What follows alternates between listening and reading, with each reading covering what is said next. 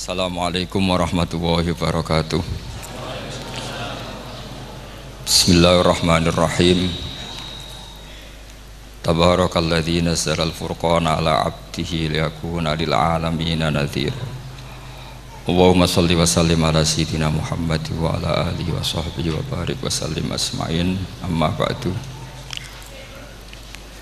Ingkang kula hormati Kiai Haji Abdul Hanan wa ahli baiti, sedanten kanca-kanca santri peminat ilmu tafsir dan ilmu hadis ingkang kula hormati. Berbicara tentang ilmu tafsir, ada beberapa ulama yang menghindari kata tafsir karena makna tafsir itu memaknai atau menduga apa yang dikehendaki Allah. Tentu itu sulit. Satu, bahwa faktanya kita sudah tidak bisa komunikasi dengan Allah karena tidak ada wahyu lagi. Sehingga dari kehati-hatian ini pernah suatu saat Abu Bakar ditanya, ma makna abban fi qaulihi ta'ala wa faqihatan wa abba. Beliau menjawab, saya tidak lagi pantas hidup di atas bumi, di bawah naungan langit, jika saya mengatakan naqulu fil Quran, jika saya harus berpendapat tentang Quran apa yang tidak saya ketahui. Itu kehati-hatian yang dilakukan Sayyidina Abi Bakrin As-Siddiq.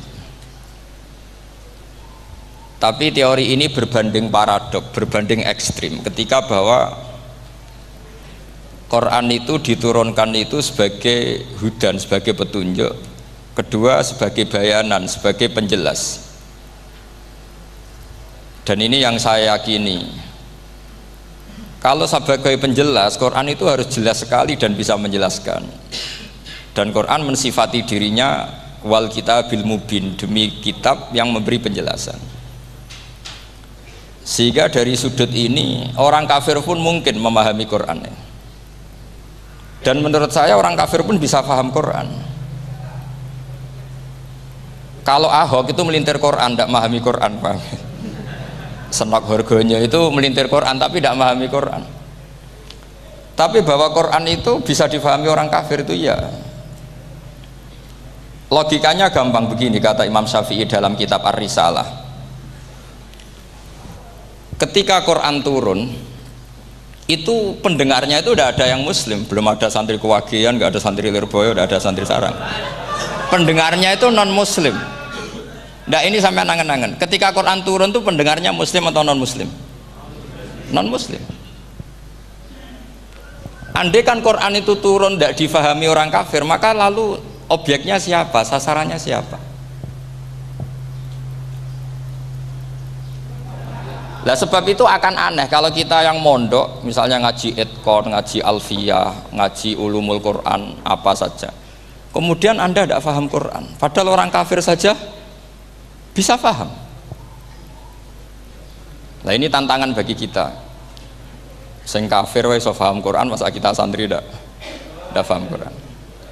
Makanya begini, di antara awal-awal periode Makkiyah ada surat disebut Qul ya ayyuhal kafirun. Katakan Muhammad ya ayyuhal kafirun. Karena mukhotabnya atau lawan dialeknya Nabi adalah orang-orang apa? Kafir. Mereka paham ketika dijelaskan Quran, paham. Dan sebagian mereka menjadi mukmin karena paham. Itu termasuk isi makalah yang saya utarakan di sini. Mereka tanya, ya Muhammad, siflana rabbak amin dahabin amin nuhasin amin hajarin. Karena orang kafir jahiliyah itu punya tren yang namanya Tuhan itu fisik. Mereka punya Lata, punya Uzza, punya Hubal. Sehingga kalau Tuhan-Tuhan kita ini dari batu Muhammad, katanya Anda punya Tuhan yang berbeda. Lalu Tuhan Anda ini dari emas atau dari perak. Turunlah ayat Qul huwallahu ahad Allahus somad. Lagi-lagi mukhatabnya adalah orang kafir. Makanya ini juga akhirnya jadi ilmu madhab, ilmu tentang firqah-firqah dalam Islam, bahwa kesalahan terbesar orang Khawarij sebagaimana yang dikutip Imam Bukhari. Nanti sampean cari di juz 4 atau di juz 3, pokoknya di bab babu qitalil Khawarij, karena Imam Bukhari punya adat diulang-ulang. Kata Ibnu Umar yang dikutip Imam Bukhari, innahum intolaku ila ayatin nazalat fil kufar faja'aluha alal mu'minin. Orang-orang Khawarij atau kalau sekarang orang-orang radikalisme itu meneliti Quran, kemudian ketika ada kriteria manusia-manusia tertentu itu dianggap itu kenanya orang Islam, korbannya orang Islam. Padahal awal mula ayat ini turun untuk orang kafir atau kritikan pada orang kafir. Ini cilaka betul. Karena logikanya seperti yang dikatakan Imam Syafi'i, ketika Quran turun ini nggak ada orang Islam, yang ada orang kafir. Sehingga mukhatabnya adalah orang kafir. Tapi ayat-ayat ini nanti dipakai Khawarij untuk mengcounter orang Islam, sehingga mereka mudah mengkafirkan kita karena pakai ayat yang dari awal Allah mengkafirkan orang kafir, sekarang ayat itu dipakai mengkafirkan orang Islam. Ini saking gebleknya orang apa? Khawarij. Makanya kata kitab Fathul Bari yang menyarai Bukhari itu, yang mendorong orang Khawarij seperti itu adalah jahluhum bisyariah. Memang mereka benar-benar bodoh, benar-benar goblok. Misalnya kita kiai atau kita ma'arif atau kita santri atau kita orang soleh, kemudian kita tidak bisa melakukan apa yang kita katakan, terus kita oke lah, kita kena kritik misalnya atakmurunan nasabil birri apa watan sauna anfusakum wa antum taslunal kitab, terus kita katanya bisa ngomong tapi tidak bisa melakukan, terus dikritik dengan ayat itu mestinya tidak tepat. Karena itu asbabun nuzulnya adalah orang-orang Yahudi karena tahu bahwa sifat Rasulullah itu ada di Taurat, mereka menyuruh keluarganya itu masuk Islam, tapi mereka sendiri tidak mau Islam. Kemudian turunlah ayat atakmurunan nasa bil birri wa tansawna anfusakum wa antum taslunal kitab afala ta'qilun. Sekarang perbandingannya begini, misalnya ada orang Islam, taruh saja Zaid itu maling, ya maling, konsisten dia malingnya sampai tua. Terus menurut Anda Zaid yang muslim ini, muslim, Zaid itu muslim tapi maling, jangan bilang maling tapi muslim, dia itu ya. Kemudian Zaid bilang ke anaknya, "Cung, kowe aja dadi maling, dadi santri sing soleh, sing maling bapak tok." Ndak, ini menurut analisis usul fikih, ngomongnya Zaid itu benar apa salah? Benar kan? Nasihatnya ya benar, ngomongnya juga benar. Kamu tidak bisa ngeritik Zaid, kamu bisa ngomong tapi tidak bisa melakukan, tidak bisa. Fa innal amra bil ma'ruf wajib, wal qawla bil ma'ruf ya wajib, wal qawla bil haqqi ya wajib. Jadi itu hal yang berbeda. Misalnya fa innal amra bil ma'rufi wajibun, memerintahkan barang baik itu baik. Wa innal qawla bil haqqi ya wajib, mengatakan yang hak itu ya wajib. Berarti Zaid tetap kena khitab, kamu harus nasihati anak secara benar, kamu juga harus ngomong hukum secara benar. Lalu ketika Zaid ngomong hukum secara benar, cung ojo maling, maling itu dosa, cung ojo nerusno profesi ini bapak maling, maling itu tidak benar. Dia berarti sudah melakukan dua kebenaran, yaitu ngomongnya benar, nasihatnya benar. Dia salah, perilakunya tetap maling. Tapi jangan karena dia maling lalu omongannya enggak salah juga, berarti salahnya malah tiga. Makanya ini pentingnya ngaji sama ulama, sama ahli usul fikih. Jadi tidak bisa dicampur adukkan. Zaid gagal dalam perilaku, tapi jangan gagal lagi di nasihat. Nanti kalau dia tidak nasihati, maka anaknya terus maling, alasannya niru bapaknya. Karena bapaknya kalau mau nasihati nanti disemprit sama santri-santri, "Pak, sampean ra oleh nasihati anake ra usah maling, sampean dhewe maling." Oh, tidak bisa, cara usul fikih itu malah yudroku kulluh la yudroku napa kulluh, atau bahasa populernya al maisur la yasqutu bil maksur. Misalnya kita sebagai kiai hanya bisa takrib, hanya bisa jurumiyah, apa muda fatul muin cek abote bulet, maknane bulet. Kamu tidak boleh ngomong gini, "Cung, kowe sebagai muridku kudu nurut aku, nak gurumu goblok tok takrib, kowe tok takrib wae." Gak oleh ngelangkai guru, gak sopan gitu misalnya gitu. Nggak boleh gitu. Tetap kita ngomong, "Cung, kowe aja koyo aku. Kowe kudu alim Fathul Mu'in, alim Fathul Wahhab." Sama ndak bisa protes. Pak guru sendiri ndak bisa. Kebenaran tetap sebagai kebenaran meskipun kita ndak kuat melakukan atau ndak bisa melakukan. Lagi-lagi ayat itu sebenarnya ada untuk kita, untuk orang Yahudi, atakmurunan nasa bil birri wa tansawna anfusakum wa antum taslunal kitab. Sebab itu istidlal dengan Quran itu memang resikonya tinggi kalau tidak bagi mutabakhir, karena ya itu tadi, ini harus ada pengetahuan yang luas tentang asbabun nuzul, tentang kriteria. Nah kalau terpaksa, saya katakan terpaksa, kalau terpaksa kita iktibar itu boleh, tapi itu terpaksa, bahwa Allah mengkritik orang yang bisa ngomong tapi tidak bisa melakukan. Tapi itu secara usul fikih itu runyam, teori ini runyam sekali, fatal. Sama lihat tuh di kitab Bajuri atau di kitab-kitab fikih yang lain, ketika Shahibil Burdah atau Shahibil Bur'ah itu yang Imam Busiri itu, Muhammad bin Busiri itu, niku salah nama tapi kadung populer. Jadi sebetulnya Imam Busiri itu Shahibil Bur'ah, bukan Shahibil Burdah, tapi kadung terkenal Burdah, kita ikut-ikutan apa? Burdah. Imam Busiri itu ngeluh, saya ini orang yang banyak kesalahan. Di antara salah saya adalah saya bisa ngomong tapi tidak bisa melakukan. Yaitu saya ngomong misalnya orang supaya tahajud, saya tidak tahajud. Saya ngomong orang supaya sholat sunat, saya tidak pernah sholat sunat. Itu sarahnya itu yang menyarai itu kan Imam Bajuri itu, yang sarah Burdah. Itu mengkritik begini. Kalau Anda ngendikan itu fi ma'radi dzammin nafsi, yaitu dalam konteks Anda mengkritik diri sendiri, oke. Tapi omongan Anda salah, karena secara usul fikih fatal. Fatalnya begini. Misalnya saya nggak pernah tahajud, ya mungkin itu nyata. Oke, mungkin itu nyata. Apakah kemudian saya tidak boleh mengatakan at-tahajjudu sunnatun? Apa saya diwajibkan diam hanya karena saya tidak pernah tahajud, terus saya seorang kiai yang haram mengatakan at-tahajjud sunnatun? Saya harus tetap mengatakan kalau tahajud itu sunnah.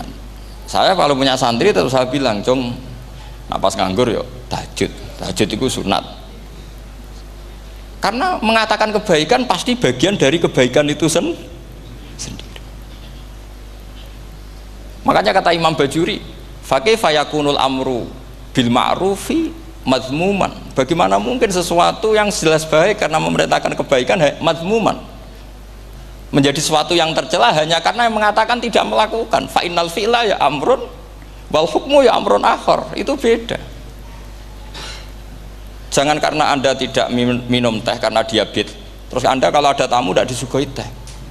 Karena saya sendiri tidak minum teh. Wah ya repot kalau gitu. Nah itu lagi-lagi tadi orang Khawarij salah ketika mengartikan ayat yang harusnya objek kritiknya itu orang kafir, kemudian karena Quran lama sekali dibaca orang Islam sampai orang itu lupa kalau Quran awalnya turun diantaranya adalah membenahi akidahnya orang kafir, sehingga korbannya orang Islam. Itu mirip seperti cerita kita ya, santri-santri itu kalau punya musuh itu baca Hizib Nasor. Dulu pengarang Hizib Nasor itu musuhnya orang fasik, sehingga di Hizib santri ora di musuh wong fasik, duwene kancane dhewe, akhirnya kancane yang kena Hizib. Nah ini penting saya aturkan ya, sama seperti itu. Lama sekali Quran itu hanya dibaca orang Islam dan komunitasnya Muslim, sehingga seakan-akan semua kritikan Quran itu pada orang nopo Islam. Padahal jelas Quran ada kul ya ayyuhal kafirun. Jelas mukhatabnya orang kafir. Sabda kata lakum dinukum waliyadin. Nah ini penting kalau aturakan. Makanya kalau melihat itu, Quran jelas bisa difahami orang kafir. Bahkan banyak orang kafir yang menjadi muslim karena faham maknanya apa? Faham maknanya Quran. Itu jelas sekali.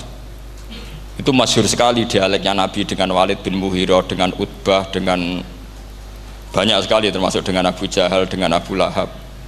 Bahkan orang-orang kafir Quraisy itu menyewa namanya Musailamah Al-Kadzab. Kalau di sini umumnya baca Musailamah apa Musailimah? trennya di sini pakai fathah ya. Itu entah ya, nggak tahu saya yang masalah yang mana itu kan, karena memang kalau dalam ilmu riwayat itu sekali salah baca itu kasus betul, kayak Sa'id bin Musayyab atau Sa'id bin Musayyib itu ketika beliau sugeng itu kalau dipanggil Sa'id bin Musayyab itu marah besar, karena maknanya Sa'id al Musayyab itu yang ditawan. Makanya beliau bilang sayyabatni Irak wa anal Musayyib. Orang Irak mengatakan saya ini ditawan, sebenarnya saya yang menawan mereka. Tapi al-masyhur itu dibaca Sa'id bin Musayyab, padahal dia tidak mau dipanggil Sa'id bin Musayyab, Sa'id bin Musayyab. Karena nama ini penting. Pentingnya begini, ini kata Rasulullah kalau sedang guyon, kata Nabi, mbok kamu itu sekali-kali mikir, kenapa saya ini diberi nama Allah Muhammad, katanya. Ini hadis sahih di Bukhari, ada di Kitabul Adab, banyaklah tag ini. Kenapa ya Rasulullah? Allah itu senang bingung wong kafir, kata Rasulullah. Karena Abu Jahal kalau manggil saya jadi bingung. Itu kalau orang Arab kan pasti tahu maknanya. Muhammad maknanya orang yang terpuji. Sehingga kalau Abu Lahab ngomong itu jadi paradok. Hei orang yang terpuji, kamu bohong. Kan jadi aneh. Ya Muhammad kadzabta. Hei Muhammad kamu bohong. Kalau diterjemahkan hei orang terpuji, kamu bohong. Itu akhirnya sahabat tertawa-tawa. Karena cek pinter deh pangeran milih nama kamu ya Rasulullah, karena ini bingungkan musuh itu. Makanya kalau kamu udah anak kiai itu anak kamu panggil, namakan saja Agus, pasti satu pondok manggil Gus semua. Itu aman itu. Oh itu mbok yang nggak seneng tetap panggil Gus. Karena kalau untuk Gus putra kiai kan butuh di bapak kiai, kan bapak kadung ra kiai itu kan, itu ada triknya, yaitu anaknya dinamain Agus. Nah, itu Rasulullah itu sudah dipilih sedemikian rupa oleh Allah, perilakunya benar, ahwalnya benar, sak namanya juga benar. Sehingga ketika Abu Jahal, Abu Lahab tahu bahwa nama Muhammad ini problem, karena ini madah itu memuji. Sehingga mereka kalau mencari Muhammad tuh bilang ainal madmum, mana orang yang tercela. Terus orang-orang Quraisy tidak paham, kamu nyari siapa? Akhirnya mereka bilang, ana atlubu Muhammad, dan saya cari Muhammad. Akhirnya bilang Muhammad lagi. Nah, itu. Nah, Quran juga main di ranah nama. Sehingga Abu Jahal itu namanya kan Abul Hakam. Orang Islam dari awal memanggil Abu Jahal. Karena kalau sampai kita manggil Abul Hakam, kita akan mengalami paradok, ya Abul Hakam, hei bapak dari semua kebijakan, kamu begini kan kacau. Makanya itu dari sini orang nggak boleh salah apa? Salah nama. Ini penting kalau aturakan, karena kadang menganalisis Quran itu satu bilisanin arabi mubin. Kata Imam Syafi'i, wa innahu latanzilu rabbil alamin nazala bihir rohul amin ala qalbika litakuna minal mudhirin bilisanin arabi mubin. Di antara, kata Imam Syafi'i ini, di antara aturan pokok memahami Quran adalah dia malian bil arabiyah, dia sangat-sangat menguasai bahasa Arab. Itu masyhur dalam dialog Imam Syafi'i ini. Saman kalau ngaji takrib atau Fathul Mu'in, syarat sahnya tayamum lil musafir itu apa? Tolabul ma', mencari apa? Air. Sampai kalau di takrib dicontohkan, kalau di tempat atas nyari ke bawah, kalau ke bawah nyari ke atas. Imam Syafi'i ditanya, kaifa taqulu bi syartit tolab, bagaimana anda berpendapat bahwa tolabul ma' itu wajib untuk menjadi sahnya tayamum? Terus Imam Syafi'i faqara'a falam tajidu ma'an, kamu pergi kemudian falam tajidu ma'an, kamu tidak menemukan air. Terus Imam Syafi'i mengatakan la yuqalu liman lam yatlub lam yajid wa innama yuqalu lam ya'rif, katanya. Orang yang nggak pernah mencari itu tidak bisa dikatakan lam yajid, tidak menemukan. Kalau belum mencari namanya tidak tahu. Padahal Quran bilang kamu pergi kemudian kamu tidak menemukan air. Tidak menemukan itu berarti harus mencari dulu, baru dikatakan lam yajid, tidak menemukan. Kalau tidak pernah mencari namanya tidak tahu. Hanya gitu tok itu jadi ilmu bahwa tolabul ma' itu wajib, karena Allah mengatakan falam tajidu ma'an la yuqalu liman lam yatlub lam yajid wa innama yuqalu lam ya'rif. Orang dikatakan tidak menemukan berarti setelah mencari kemudian kesimpulannya tidak menemukan. Kalau belum mencari namanya apa? Tidak tahu. Nah, dari sini Imam Syafi'i istidlal wajib tolabul. Ini namanya malian bil arabiyah. Dia menguasai bahasa Arab. Begitu juga ulama-ulama sufi. Itu ada cerita Bayazid Al-Bustami, itu ada muridnya baca ayat wasiqal ladzina taqaw rabbahum ilal jannati zumara. Orang-orang takwa itu digiring menuju surga. Itu dia nangis. Muridnya kaget. Ini guru saya tidak benar, ini ada cerita surga tapi dia malah nangis karena ayatnya itu digiring. Terus kata Abu Yazid, mereka itu di mana saja? Masa ke surga aja butuh digiring? Ke surga itu kan nikmat, ngapain butuh digiring? Saya tidak mau, kata dia. Abu Yazid itu gak mau digiring ke surga, itu gak mau. Muridnya kan tambah kaget, memangnya mau neraka kan, gitu pikirannya itu. Ternyata beliau jawabnya sederhana, saya pas itu sudah dekat sama Allah sehingga tidak perlu digiring. Kemudian saya sudah panitia kiamat pas itu, jadi gak perlu digiring. Nah ini nanti penting jadi satu aturan ilmu ulumul Quran. Saya di rumah itu istiqomah ngajar Qawaidul Asasiyahnya Said Muhammad yang dulu ditulis abahnya Zubdatul Itqon oleh Said Alawi. Kemudian Zubdatul Itqon itu tentu dari kitab Itqon. Terus Said Alawi dulu ngarang kitab Faidul Khobir, sarahnya Faidul Khobir sama Sayyid Muhsin Al-Musawab, dulu dari Padang tapi hidupnya di Mekah.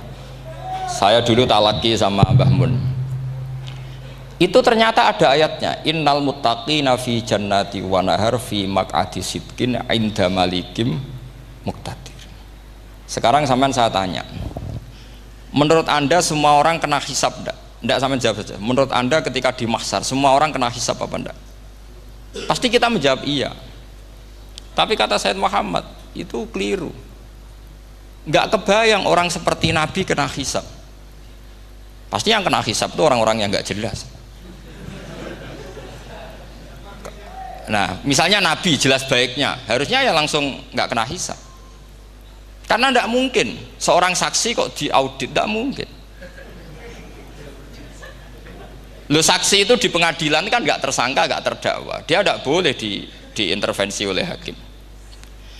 Nah, Rasulullah ketika kiamat, ketika fil mahsyar, fi faslil qada itu jelas, fa kaifa idza ji'na min kulli ummatin bisyahidi wa ji'na bika ala haula'i syahida. Rasulullah sudah dekat Allah, pas mahsyar itu ada Allah, ada Rasulullah, ada Jibril. Kemudian Nabi itu mengidentifikasi, ditanya sama Allah, bener mat ini umatmu? Ya, niki umatmu ya. Kalau yang nggak jelas ya Nabi lama jawabnya. Makanya kamu jangan jadi orang nggak jelas. Nah, itu kalau sekali nggak jelas itu Nabi lama sekali jawab. Nah, artinya begini, yang kena hisab itu meskipun kata Said Muhammad, meskipun Dhahirul Quran itu menetapkan asbata umumal hisab, tapi zahirnya Quran yang sama juga menafikan hisab. Itu karena nggak mungkin, nggak kebayang kita malaikat berani menghisab afdalul khalqi. Sama bisa bayangkan malaikat mengaudit Rasulullah SAW, ahabbal khalqi ilallah, kepen cilaka mencit ya. Wong jajar Allah kabeh dinten audit sudah indah. Fa kaifa idza ji'na min kulli ummatin bisyahidi wa ji'na bika ala haula'i syahida. Lalu mungkar nakir juga sama. Sampean bisa bayangkan mungkar nakir tanya Nabi Muhammad. Tesnya susah. Karena kalau Rasulullah terus ditanya, "Waman nabiyuka?" Wah, itu kan bisa kiamat itu.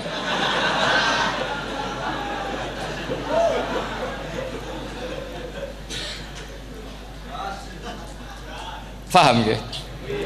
Makanya kata Said Muhammad, ini kan teman-teman tanya, biar caranya alim tafsirnya saja, sarannya satu hafal Quran, dua hafal Sahih Muslim, tiga semua orang sudah mati, tinggal kamu yang alim. Nah, itu mesti aman itu.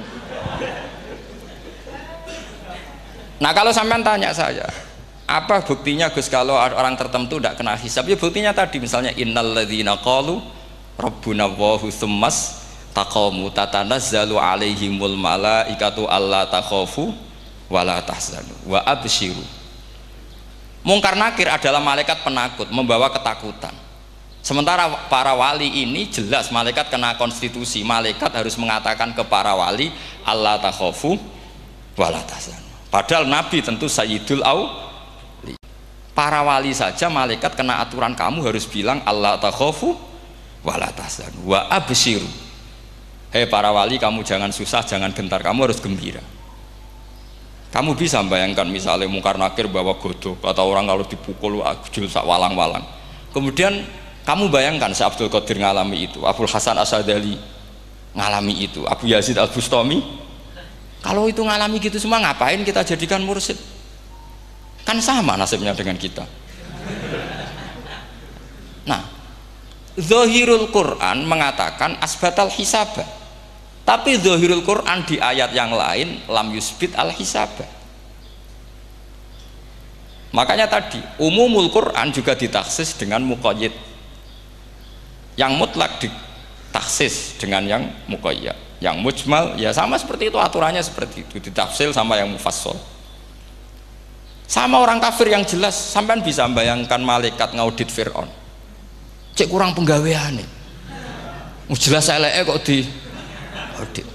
Misalnya Abu Lahab di audit, wah malaikatnya celaka mencet. Berarti dia gak percaya sama pernyataan Tuhan tabat yada abi lahabiu. Malaikat kok ngaudit Abu Lahab, mungkin Gusti kula ceke nak menawi wonten api lho ki ora tau ngaji Quran tapi wong ayate tabat yada kok cek di cek. Nah yang seperti ini masuknya kategori ulaikal ladzina, saat terusé mereka yang kafir bi ayati rabbihim wa liqaihi fahabitos a'maluhum fala nuqimu lahum yaumal qiyamati wasna. Jadi ada orang-orang kafir yang jelas kena aturan fala nuqimu lahum yaumal qiyamati wasna. Jelas kafirnya ya gak kena hisab, yang jelas nabinya, jelas wasinya juga gak kena hisab. Yang kena kita di tengah-tengah. Tapi ilmu itu ikut mainstream karena semua orang bilang ada hisab, ya kita ikut-ikutan bilang, ya sudah gitu saja. Tapi kalau aslinya ya rapati percaya. Umumnya uang gerono mati ditalkin ya kita melok-melokan nalkin. Tapi kalau kadang ya gak kebayang piye nak wali-wali ditalkin. Makanya ada di dunia wali itu ada cerita Rabi'ah Adawiyah, itu termasuk keramat beliau itu. Kalau Imam Sibawi kan dalam cerita wali kan ditanya marabbuka, ngapunten niku man mausul napa istifham. Wah itu malaikatnya ndak pernah khataman alfiyah kan repot. Kalau Rabi'ah Adawiyah lebih parah lagi, itu beliau tuh nangis sekeras-kerasnya, nangis terisak-isak, dia tersiksa. Ya Allah, engkau itu zat yang paling saya kenali dan harusnya semua makhluk itu kenal engkau, tapi ini hamba engkau tanya engkau itu siapa ya?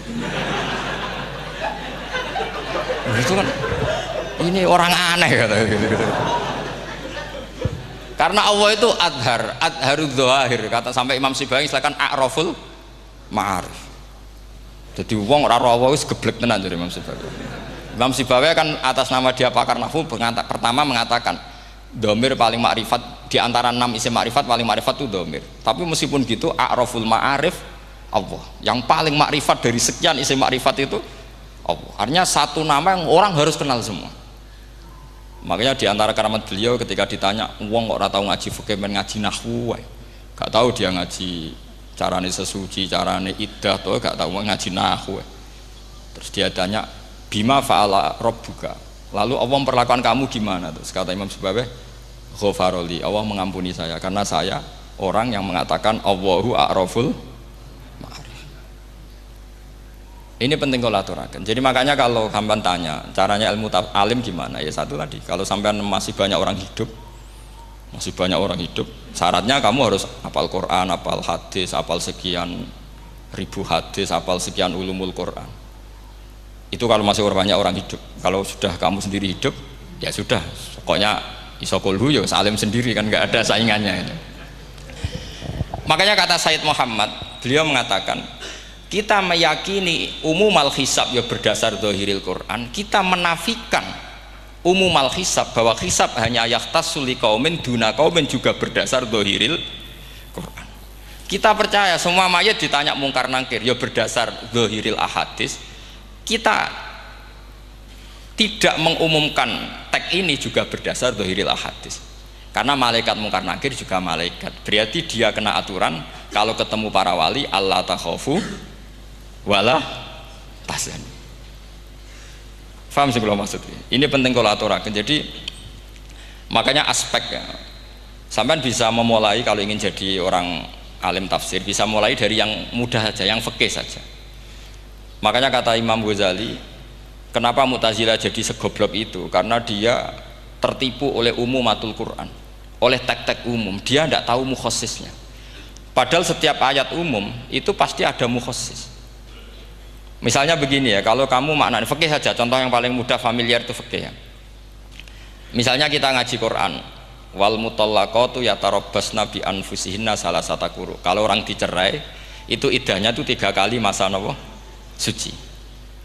Apakah aturan iddah seperti ini hal hadhil iddah amatun likulli mutallaqatin am li mutallaqatin makhsusah? Apa ini semua mutallaqah iddahnya pasti salasata quru apa orang tertentu? Ya enggak, asal dia mutallaqah pasti iddahnya salasata quru. Anda goblok, Anda salah besar. Kalau misalnya yang dicerai adalah orang hamil, iddahnya apa? Salasata quru apa watil hamli? Watil hamli. Kita butuh ayat lain, wa ulatul ahmali ajaluhunna ayyadna hamlahu. Sama seperti kita ngaji walladzina tawaffawna minkum wa yadharuna azwajan yatarabbasna bi anfusina arba'ata asyhurin wa asyra. Asal wanita ditinggal mati suaminya, maka iddahnya 4 bulan 10. Apa semuanya demikian? Enggak. Misalnya orang hamil iddahnya biwatil hamil. Artinya kalau Anda tertipu umumatil Quran, berarti Anda sama dengan menghukumi orang ditolak semua iddahnya salah satu guru. Sama misalnya orang sekarang dalil-dalil wa may yatawallahum minkum fa innahu minhum. Kalau berkawan orang kafir, maka dia menjadi kafir. Itu kan fatal. Semua nabi ya berkawan orang kafir. Karena dakwahnya memang sama orang kafir. Lo coba, andai kan sampean hafal Quran, itu sama teori itu tuh mungkin menyedihkan. Coba istilahnya Quran, wadhkur akho'at wa ila adin akhawum huda wa ila samuda akhawum. Terus semua umatnya yang kafir disebut akhawum. Akhaw itu artinya apa? Saudara. Mereka ya berkawan sama orang kafir. Makanya butuh analisis fikih untuk maknani wa may yatawallahu minkum fa innahu. Setelah dianalisis fikih, ternyata semua nabi diistilahkan wa ila madyan akhahum syuaiba wa ila adin akhahum huda. Akhaw itu artinya apa? Saudara. Kalau sampean tanya, lalu logikanya gimana? Kata kitab-kitab kan wa in kana dasarin fajanibhu suratan. Kalau ada teman buruk jauhi, kalau teman baik temani. Kalau cara usul fikih gampang. Kancanan maling dosa, wong kok kancane maling. Tapi nak dakwai maling apik kan? Aku ora ngancani kok dakwai dandani, selesai kan? Ngancani maling elek, nak dakwai maling apik. Demenan rodo elek, nak didik apik kan, itu seperti itu. Nah, ini penting kalau aturaken. Dan di sini ini makanya NU itu punya sejarah panjang, banyak wali-wali yang jadab, yang coro zahir itu kancanan wong fasik-fasik. Orang syariat bingung, ini wali kok berteman orang fasik. Ya kalau kamu bahasakan teman ya masalah, kalau kamu bahasakan ini binaan. Enggak, sama jawab saja. Kalau dibahasakan teman masalah enggak? Masalah kan? Tapi kalau dibahasakan itu binaan, selesai kan? Sama, Nabi berkawan orang kafir itu enggak karena berkawan, itu binaan Nabi. Memang Nabi itu jadi Nabi, objeknya adalah mengislamkan orang kafir. Ya berlama-lama Nabi dialek dengan mereka, muasyarah sama mereka. Bahkan Nabi diharuskan bersikap baik sama mereka. Itu yang disebut fabima rahmatim minallahi lintalahum walau kunta fadzan ghalidhal qalbi lan faddu min haul. Tapi sekarang itu orang sudah tidak pakai ilmu. Orang-orang radikalisme itu nggak pakai usul fikih. Pokoknya kalau ada ayat terjemahnya gini ya sudah, itu jadi madhab. Akhirnya kecelakaan seperti ini. Pokoknya kalau ada ayat faqtulul musyrikina haitsu wajadtumuhum wa khudhuhum wahsuruhum wa'udu lahum kulla marsad. Sudah hafalnya ayat itu saja. Dia tidak mau ngapalkan misalnya qatilul ladzina yuqatilunakum. Ada ayat lagi wa akhrijuhum yamin haitsu akhrajukum. Sehingga ulama kita membagi kafir itu ada harbi, kita musuhi, ada zimmi, ada muahad, ada musta'man. Itu ulama karena tahu tidak semua orang kafir itu harbi, tidak semuanya zimmi, tidak semuanya muahad, tidak semuanya musta'man. Kalau harbi oke, kita perang, kalau zimmi ya kita bina, kalau muahad ya sesuai perjanjian kita, kompensasinya apa, MOU-nya kayak apa. Tapi apalnya mereka ayat satu tema. Nah celakanya kita yang ngaji di pondok-pondok yang katanya spesialis ingin alim tafsir, apalnya ya satu ayat juga. Wah itu kan satu ayat versus satu ayat, itu ngeri. Makanya kalau sama tanya saya, ini katanya di acara ini sama tanya gimana caranya jadi ahli tafsir, saya jawab gampang. Caranya itu hafal Quran, hafal hadis, terus hafal ulumul Quran. Ya misalnya Nadoman ya Faidul Khobir lah, kalau kitab Nasar ya minimal itu setengah lanya itkon lah, kalau nggak lanya-lanya amat ya agak lanya. Karena kitab tafsir itu gampang, teorinya itu mudah sekali. Misalnya al-ibratu bi umumil lafzi la bi khususis sabab, itu sama dengan kayak kaidah fikih. Karena kalau kaidah fikih itu saya itu pernah dibisui kiai itu, ini kisah nyata itu, dibisui kiai itu pas basul masail. Dulu saya itu masih sering mau basul masail. Tani mun pensiun mun mboten niku. Dulu saya dengan Gus Zofur putrane Mbah Mun itu sering makili Pondok Anwar basul masail fikih. Tapi tidak tahu ceritanya Gus Zofur jadi dokter tafsir, saya juga kok ya tahu-tahu menekuni tafsir. Lama-lama orang itu lupa status saya yang fakih ya. Makanya saya itu ya kadang eman gitu, karena ini status penting juga. Tapi status fikih itu kadang memang menyesatkan. Karena begini, itu dulu pernah ada basul masail itu begini. Ini kisah nyata ini. Ada desainer baju putri untuk putri, anak putri. Kemudian desainer itu menciptakan satu celana pendek atau celana seperempat. Dengan desain ini pasti kalau dipakai itu auratnya itu kelihatan. Bagaimana hukumnya desainer ini? Apa termasuk mimman sarro'a as-sayyi'ata? Karena terjadi kasfil aurat. Apa enggak? Rata-rata kalau kiai yang khusuk-khusuk, yang sepuh-sepuh, desainer itu dosa. Gara-gara tren pakaian ini mau itu buka aurat. Tapi saat kiai-kiai alim yang muda-muda, entah saking belingnya, entah saking pinternya, tidak tahu. Bilang begini, Pak Yai, yang didesain apa? Ya celana itu. Lalu celana itu fungsinya nutupi apa buka aurat? Ya nutupi. Lu kan lumayan urun nutupi. Kalau haramnya dicopot, lu kan malah parah itu. Bingung kayak gini. Sampai bilang gini kan, wah semanis. Itu kan makanya ini guyon ilmiah. Repotnya ngadepi orang alim muda itu kan mbok gedhingi ku ilmiah, mbok senengi fasik.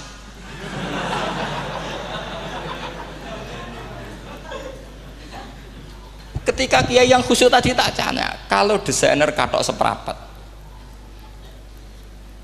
paham gitu? Kau coba yang celana dalam terlalu vulgar itu, paham gitu?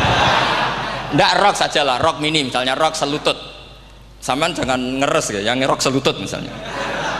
Rok selutut itu desainernya kena hukum haram enggak? Sampean jawab saja.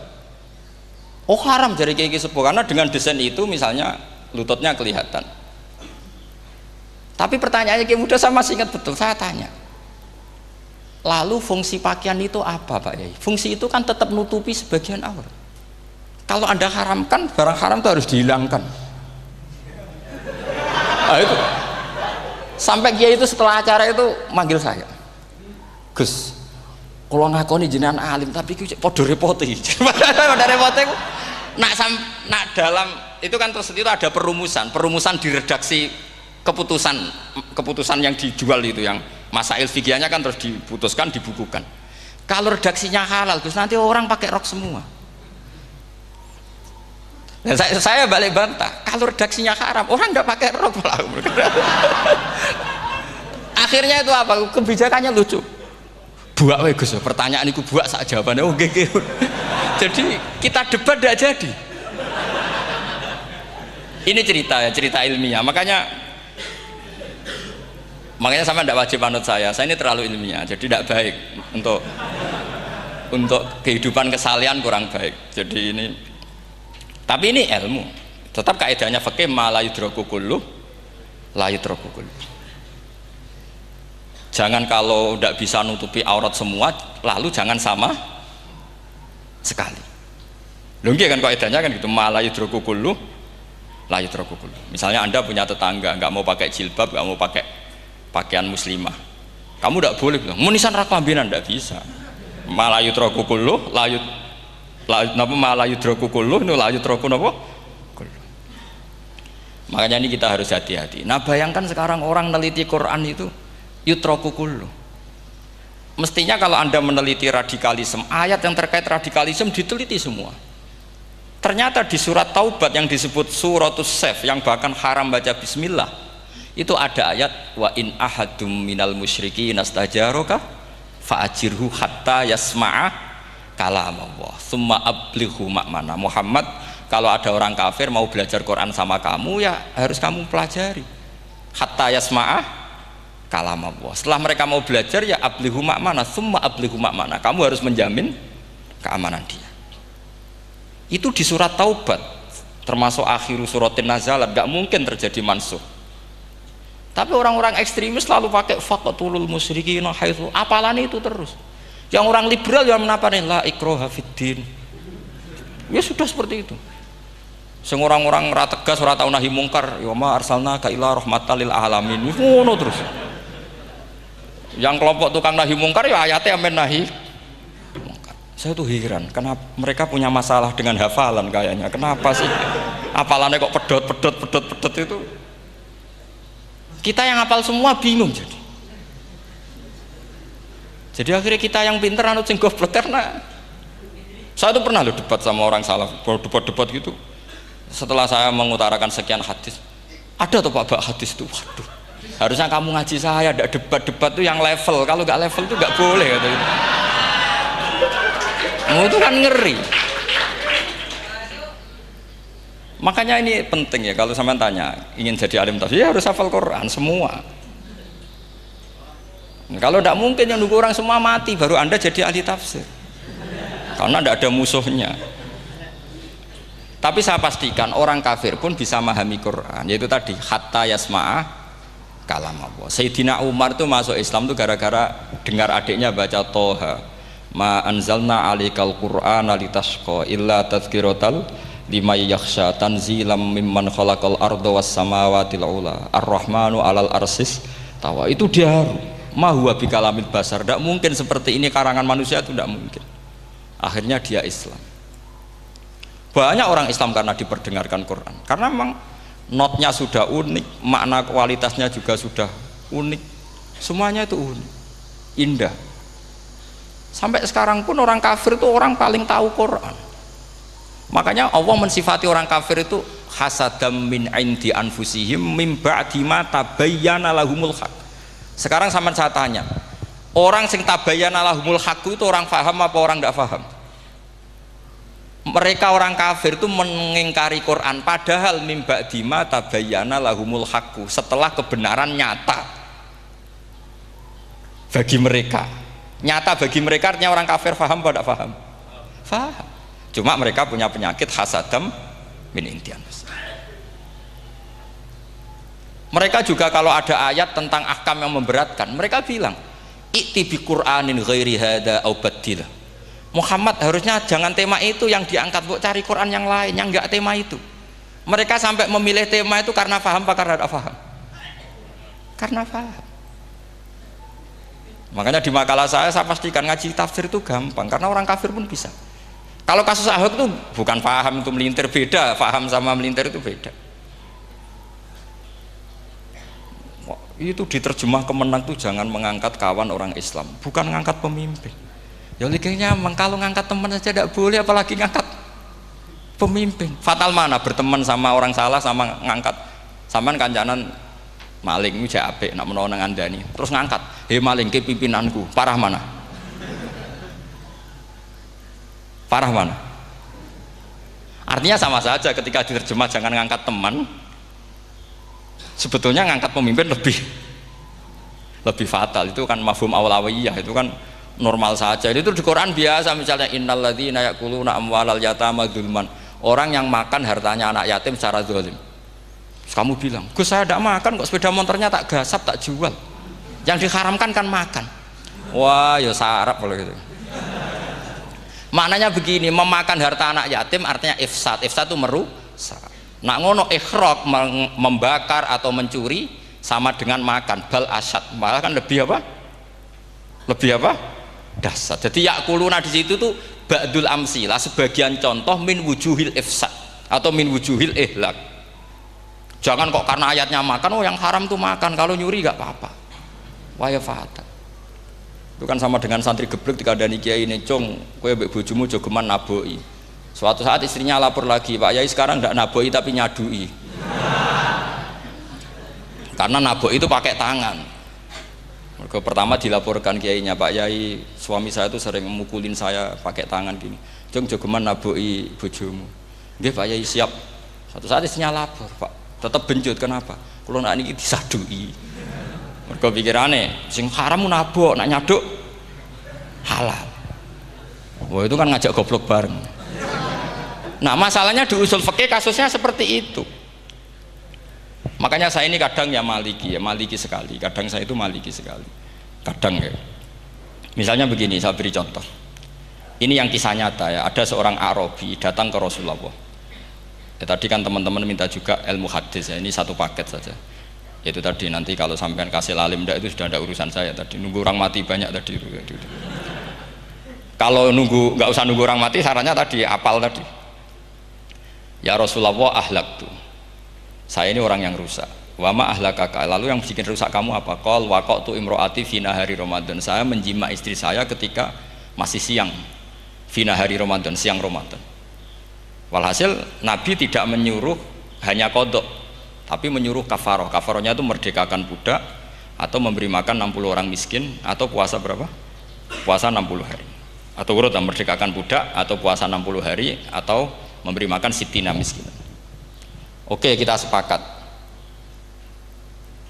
Sepakat ya, hadis itu sahih dan diulang-ulang oleh ashabus sunan. Oke, riwayatnya agak masalah. Sekarang kita analisis maknanya.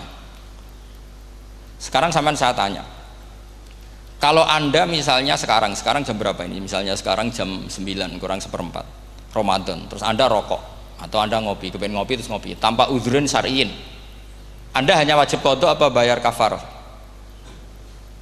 Ndak, sampean jawab. Rata-rata kiai kita, oh mau wajib qadha Gus karena gak jima. Sing seru kafarah itu nak jima. Kan ngombe kopi be jima beda. Pertanyaannya tuh lucu, ini naif secara fikih masalahnya begini, jima bojo itu tidak zina, jima bojo itu zina apa enggak? Enggak. Berarti dengan makan bedanya apa? Sama kan, sama-sama amrun mubah, sesuatu yang boleh. Kenapa hukumannya berat? Makanya kata Imam Malik, enggak itu nilainya adalah hadku hurmati Ramadan bi ghairi udhrin syar'iyyin. Makanya kata Imam Malik, siapapun yang makan fina hari Ramadan, iftar apapun fina hari Ramadan bi ghairi udhrin syar'iyyin, maka hukumnya sama dengan jima fina hari Ramadan. Karena sama-sama ihlak ifsad hurmata Ramadan bi ghairi udhrin syar'iyyin. Loh enggak, ini ilmiah. Kamu enggak harus cocok, tapi otak kamu harus percaya. Loh iya kan, beda kan? Saya secara nafsu tidak cocok, cek berarti. Tapi ilmiah saya setuju. Kalau kiai kandani itu kan pasti pakai badul amsilah, kan nggak mungkin semua contoh disebut. Cong penak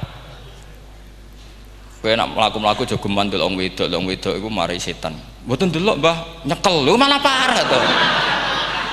Ndak bisa. Makanya ini masalahnya lafat. Ini kembali ke Imam Syafi'i bilisanin Arabiyyim mubin.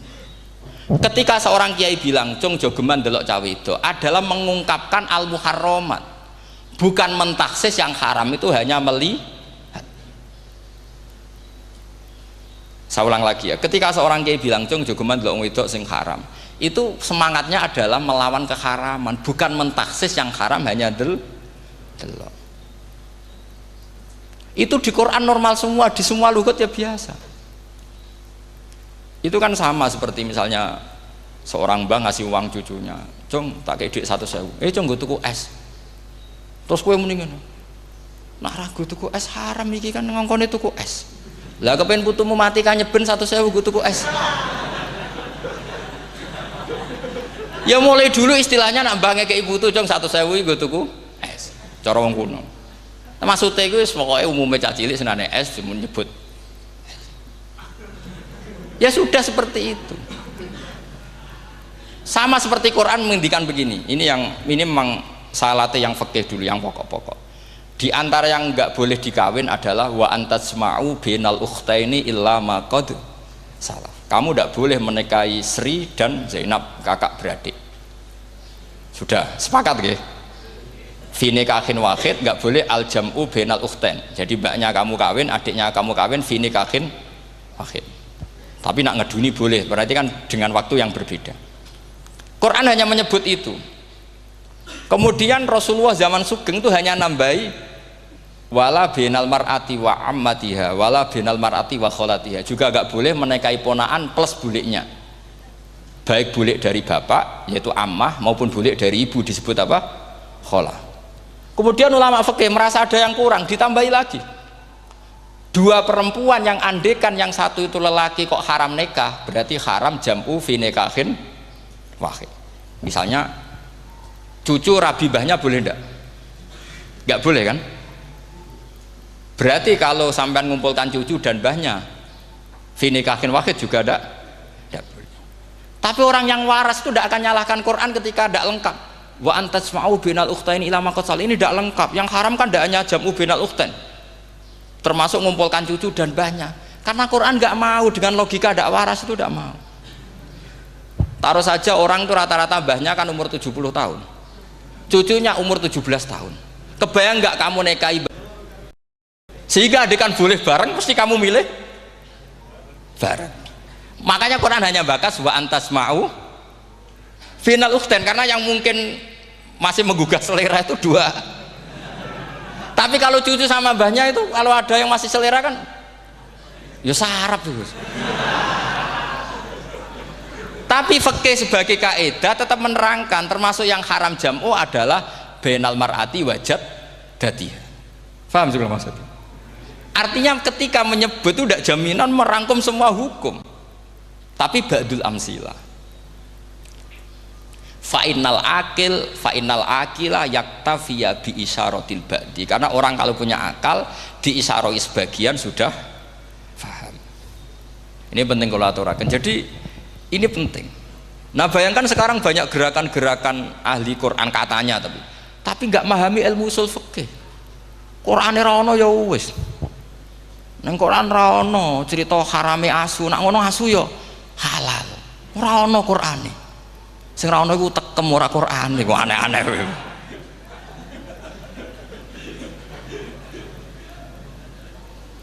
Itu kan sama. Terus sampean misalnya tadi jam 09.00 Ramadan tambah uzurin syariyin terus mangan mie rokokan, itu kan melecehkan Ramadan biguri uzurin syariyin, karena melecehkan hurmata Ramadan kena sanksi separah itu. Jangan kamu terus bilang tapi Nabi hanya bilang masalah jima final Ramadan. Jima istri itu hukumnya itu tidak zina, hukumnya itu mubah, sama dengan makan. Ini cara madhab Maliki, tapi kita alhamdulillah madhab Syafi'i. Ya itu masalahnya. Berhubung itu menguntungkan sami'na wa ta'na. Nah, itu. Tapi saya sendiri dalam konteks ini, saya itu ya sangat-sangat Syafi'iyah, sangat-sangat Syafi'iyah. Dalam banyak hal sangat-sangat Syafi'iyah. Tapi dalam banyak hal kadang-kadang saya ya Maliki. Nah, itu kan kalau sampean tanya kenapa gitu, ya hikmahnya baca banyak saja. Karena yang Syafi'i itu ya karena bacanya hanya Syafi'i, itu bukan fanatik, itu keterbatasan. Jadi itu beda, itu namanya tidak fanatik, itu keterbatasan, itu beda sekali. Jadi kita harus ngaji yang banyak. Saya termasuk utang ya sama Imam Syafi'i itu baca kitab Ar-Risalah. Itu kitab yang kadang satu ulama baca sampai 500 kali. Yaitu Imam Syafi'i itu dalam kitab Risalah itu begini, ini termasuk ulumul Quran yang paling penting. Muqaddimahnya begini, wan nasu sinfani min awalil amri, wan nasu sinfani. Ketika Rasulullah datang membawa Quran itu manusia hanya ada 2, al kuffar sing dari jenis ahli kitab dan kuffar dari jenis yang tidak ahli kitab. Bahkan tidak ada orang Islam zaman itu. Pertama Nabi jadi Nabi itu adakah pendengarnya yang Muslim? Kan tidak ada, semuanya ahli kitab. Makanya susah kalau Quran kamu analisis korbannya orang Islam tuh, kata Ibnu Umar tuh lucu. Dulu tuh mukhatabnya tuh orang kafir, jelas kuliah ayyuhal kafir. Ya ayuhan nasu ubudu rabbakum alladzi khalaqakum. Jelas orang kafir.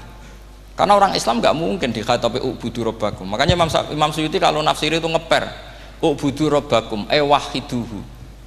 Tapi kalau mukhatabnya orang Islam dawimu alal ibadah atau dawimu alat tauhid. Karena dia tahu kalau mukhatabnya orang kafir ubudu ya masih wahidu. Kalau sudah Islam kok dikhitabi ubudu mudawamah alal ibadah.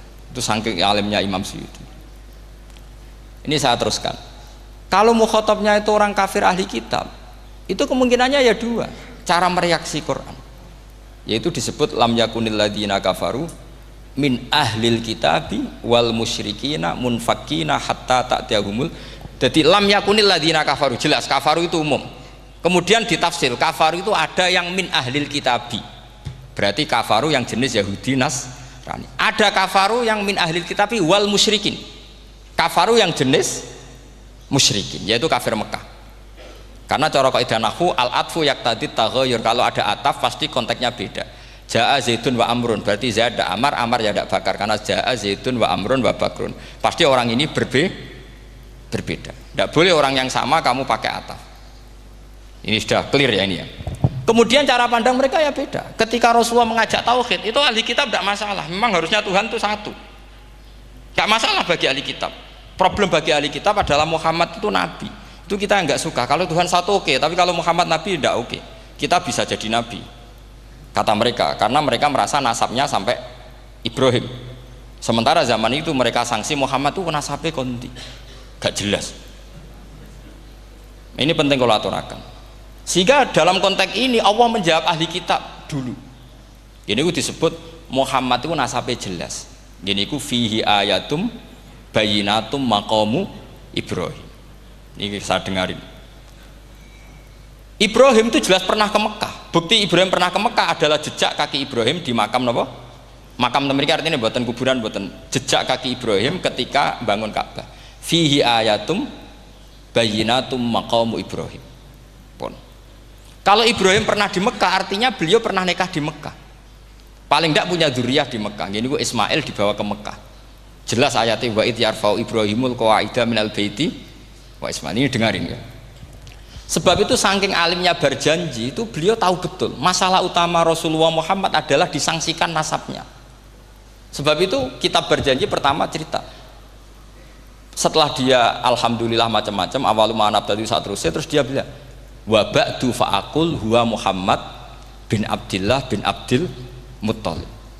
Saat terus ya wa ba'du wa Muhammad bin Abdullah bin Abdil Muttalib wasmu syaibatul hamdi humidat khisaluhus saniyah. Saat terus Ibnu Qusayn, saat terus summiya bi Qusayn litaqasi fi biladi qudu'atal qasiyah. Karena dia tahu yang masalah bagi Rasulullah itu adalah masalah nasab bagi mereka loh, bagi mereka yang kafir. Terus beliau ngendikan ditutup wa adnanu bila raibin indadawil ulumin nasabiyah ila dhabihi Ismaila nisbatuhu wamun. Jelas saya Adnan itu pasti puter cucu-cucunya Nabi Ismail. Karena orang Yahudi yang disoal Muhammad itu, kamu itu siapa kok tahu-tahu Nabi? Kamu orang Arab itu tidak pernah ada Nabi. Ya Nabi itu normalnya orang Israel, yaitu turunan Yahudi, karena Yahuda bin Yakub bin Ishak bin Ibrahim. Akhirnya Allah membuktikan fihi ayatum bayinatum maqami. Bukti kalau Ibrahim pernah di Mekah adalah jejak kakinya di Mekah, itu dekat Ka'bah. Ini jawaban Allah yang tentang ahli kitab, karena sudah jelimet. Ada ilmu ansab, ada ilmu nasab, ada polemik kitab samawi. Kalau kafir Mekah ini goblok-goblok. Ketika Rasulullah pakai teori tauhid, orang kafir Mekah itu sangat gobloknya bilang gini, Muhammad, kita ini urusannya banyak, utang kita banyak, kasus saya banyak. Kok Tuhannya satu itu tidak cukup? Yaitu mereka mengatakan aja'alal alihata ilahau wahida inna hadza la syai'un ujab. Bagaimana Tuhan hanya satu? Urusan kita banyak, masalah kita banyak. Tuhan nggak boleh satu, harus banyak. Sejumlah urusan kita. Ada Tuhan BPKB, Tuhan macam-macam lah. Ada Tuhan kredit, Tuhan kas macam-macam lah kan. sesuai sebanyak urusan kita. Mereka tanya aja alal alihata ilahau wahida, masa Tuhan satu, inna hadza la syai'un ujab, ini aneh.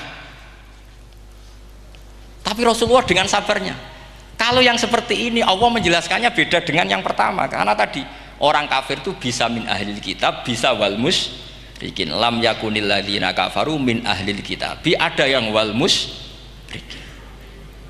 Semuanya ini tidak pernah munfakina hatta ta'tiyahumul bayyinah. Mereka tidak pernah tercerabut dari pikiran mereka, dari mainstream mereka, sampai ada bayyinah. Bayyinah itu kejelasan kebenaran atau benar yang begitu jelas. Itu siapa? Rasulun minallah yatslu suhufam mutahhar. Akhirnya Nabi sabar. Saking sabarnya Nabi itu ngomong gini, ya di khalayak umum, mukhatamnya ya kafir semua. Hei saudara-saudara kami suku Quraisy, kita ini sebangsa. Nabi tanya, Muhammad, ajaran kami itu benar karena kamu itu orang yang kita percaya, tapi kali ini Anda aneh karena ngajak satu Tuhan. Itu tidak mungkin, urusan kita banyak, satu Tuhan juga mungkin. Tuhan harus banyak. Kita punya 3 aja kurang banyak, kan hanya punya Lata, Uzza, Hubal. Rasulullah dengan sabarnya ngendikan gini, hei kaumku, kalau kamu jadi pembantu, jadi buruh, senang mana punya majikan banyak sama majikan satu. Kalau majikannya banyak, itu perintahnya beda-beda, seleranya beda. Semua harus kamu lakoni, semua harus kamu taklui karena kamu harus nurut. Wah ya repot mat kalau di majikan banyak, ngerepoti mesti. Rasulullah tinggal nimpali, Tuhan kamu itu majikan kamu, kalau Tuhannya banyak, perintahnya ya banyak, seleranya beda-beda. Kamu bingung nggak? Wah ya bingung mat, ya sudahlah mat satu aja. Akhirnya mereka masuk Islam. Nah itu disebut Nabi itu fatonah, punya kecerdasan artikulatif. Kalau menjelaskan itu masuk akal. Nah itu disebut dorobawahu matalar rojulan fihi syuraka'u mutasyakisuna wa rojulan salamal lirojul hal yastawiyani masalah alhamdulillah. Nah ini penting. Allah membuat satu perumpamaan bagaimana ada satu pembantu yang punya majikan banyak, yang berbeda-beda seleranya, berbeda-beda perintahnya, dengan kalau hanya satu majikan. Apakah sama? Mereka jawab tidak sama, enak punya satu majikan. Begitulah Tuhan kamu, harusnya satu. Jadi artinya gini, kalau kamu ngaji ulumul Quran, kamu harus tahu ini khitab ke kafir. Kafir yang mana? Ahli kitab atau kafir yang musyrik? Nah, sekarang tidak tahu lagi, pokoknya kafir. Makanya kalau orang berdebat dengan mereka itu tidak goblok meneh. Waduh. Makanya sama tidak usah ketularan goblok, sing pun sing wis goblok ora usah ditambahi mun kathah dan ini pun. Ya karena kita ngaji jelas Qur'annya kan lam yakunil ladzina kafaru, itu masih ada min lil bayaniyah atau min lil bayanil jinsi. Kafaru itu sopo? Siji min ahlil kitab, 2 kafaru sing wal musyrikin. Dua-duanya tidak pernah munfakina hatta ta'tiyahumul bayyinah. Mereka tidak akan tercerabut dari pikirannya sehingga ada bayyinah. Bayyinah itu siapa? Rasulun minallah yatslu sufam. Nah, ketika Nabi menjelaskan asal usul nasabnya, bahwa Sayyid Adnan itu ila Ismail, Ismail jelas putra Nabi Ibrahim, mereka terus baru iman karena ada fihi ayatum bayyinatum maqamun apa Ibrahim. Ya jadi saya kira demikian. Nanti kan akhirnya jam itu teman.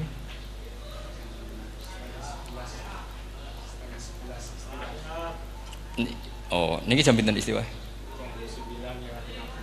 Nggih, terus saya pikir niku nggih. Kalau misalnya tadi ada tanya jawab, ya tanya jawab carane ngalim saja kan. Itu lebih realistis. Karena kalau sampean iskal, misalnya saya iskal dengan ini kan malah membingungkan. Kalau kamu terkenal pinter, iskal kita gobloke. Nah wis pinter kok iskal gitu. Jadi saya niru ilmunya Abu Nawas. Abu Nawas sudah bisa pidato. Nggak bisa pidato, suatu saat dipaksa pidato sama khalifah itu. Hei para hadirin, kamu pinter apa goblok? Nah mereka pinter, mau ngandani wong pinter, terus pinter kok ngandani gitu. Akhirnya hadirin itu kan karena seneng sama Abu Nawas itu seneng. Ya sudah Abu Nawas, kalau gitu kita goblok. Aku mau mengambil wong goblok. Akhirnya terus wassalamualaikum warahmatullahi wabarakatuh. Jadi itu Abu Nawas juga bisa pidato, tapi dia tahu saja caranya menyelesaikan masalah. Jadi itu Abu Nawas. Jadi ya orangnya kacau tapi cerdas itu, makanya jadi guyonan. Sebenarnya Abu Nawas itu figur yang nyata, tapi tidak senaif yang diceritakan orang-orang di anekdot itu. Ya, beliau itu orang soleh ketika era Harun ar-Rasyid. Tapi ya tadi karena banyak cerita yang macam-macam. Ya, Abu Nawas itu, makanya ini cerita anekdot. Jadi riwayatnya agak jelas tapi lucunya jelas. Jadi itu. Dia itu mangkel punya tetangga profesor ahli astronomi. Adiknya itu mau iso omong tok. Abu Nawas mau pinter molak-malik omong, kan masyhur itu dia cerita hari Senin tanggal sekian lihat Abu Nawas di alun-alun mau terbang. Orang lihat semua itu Abu Nawas itu ya sudah di podium ya hanya gitu-gitu. Kok nggak mau terbang-terbang? Ya mau itu ya tidak. Wassalamualaikum warahmatullahi wabarakatuh. Yang bilang Abu Nawas terbang siapa? Abu Nawas mau terbang. Yang namanya mau itu ya tidak.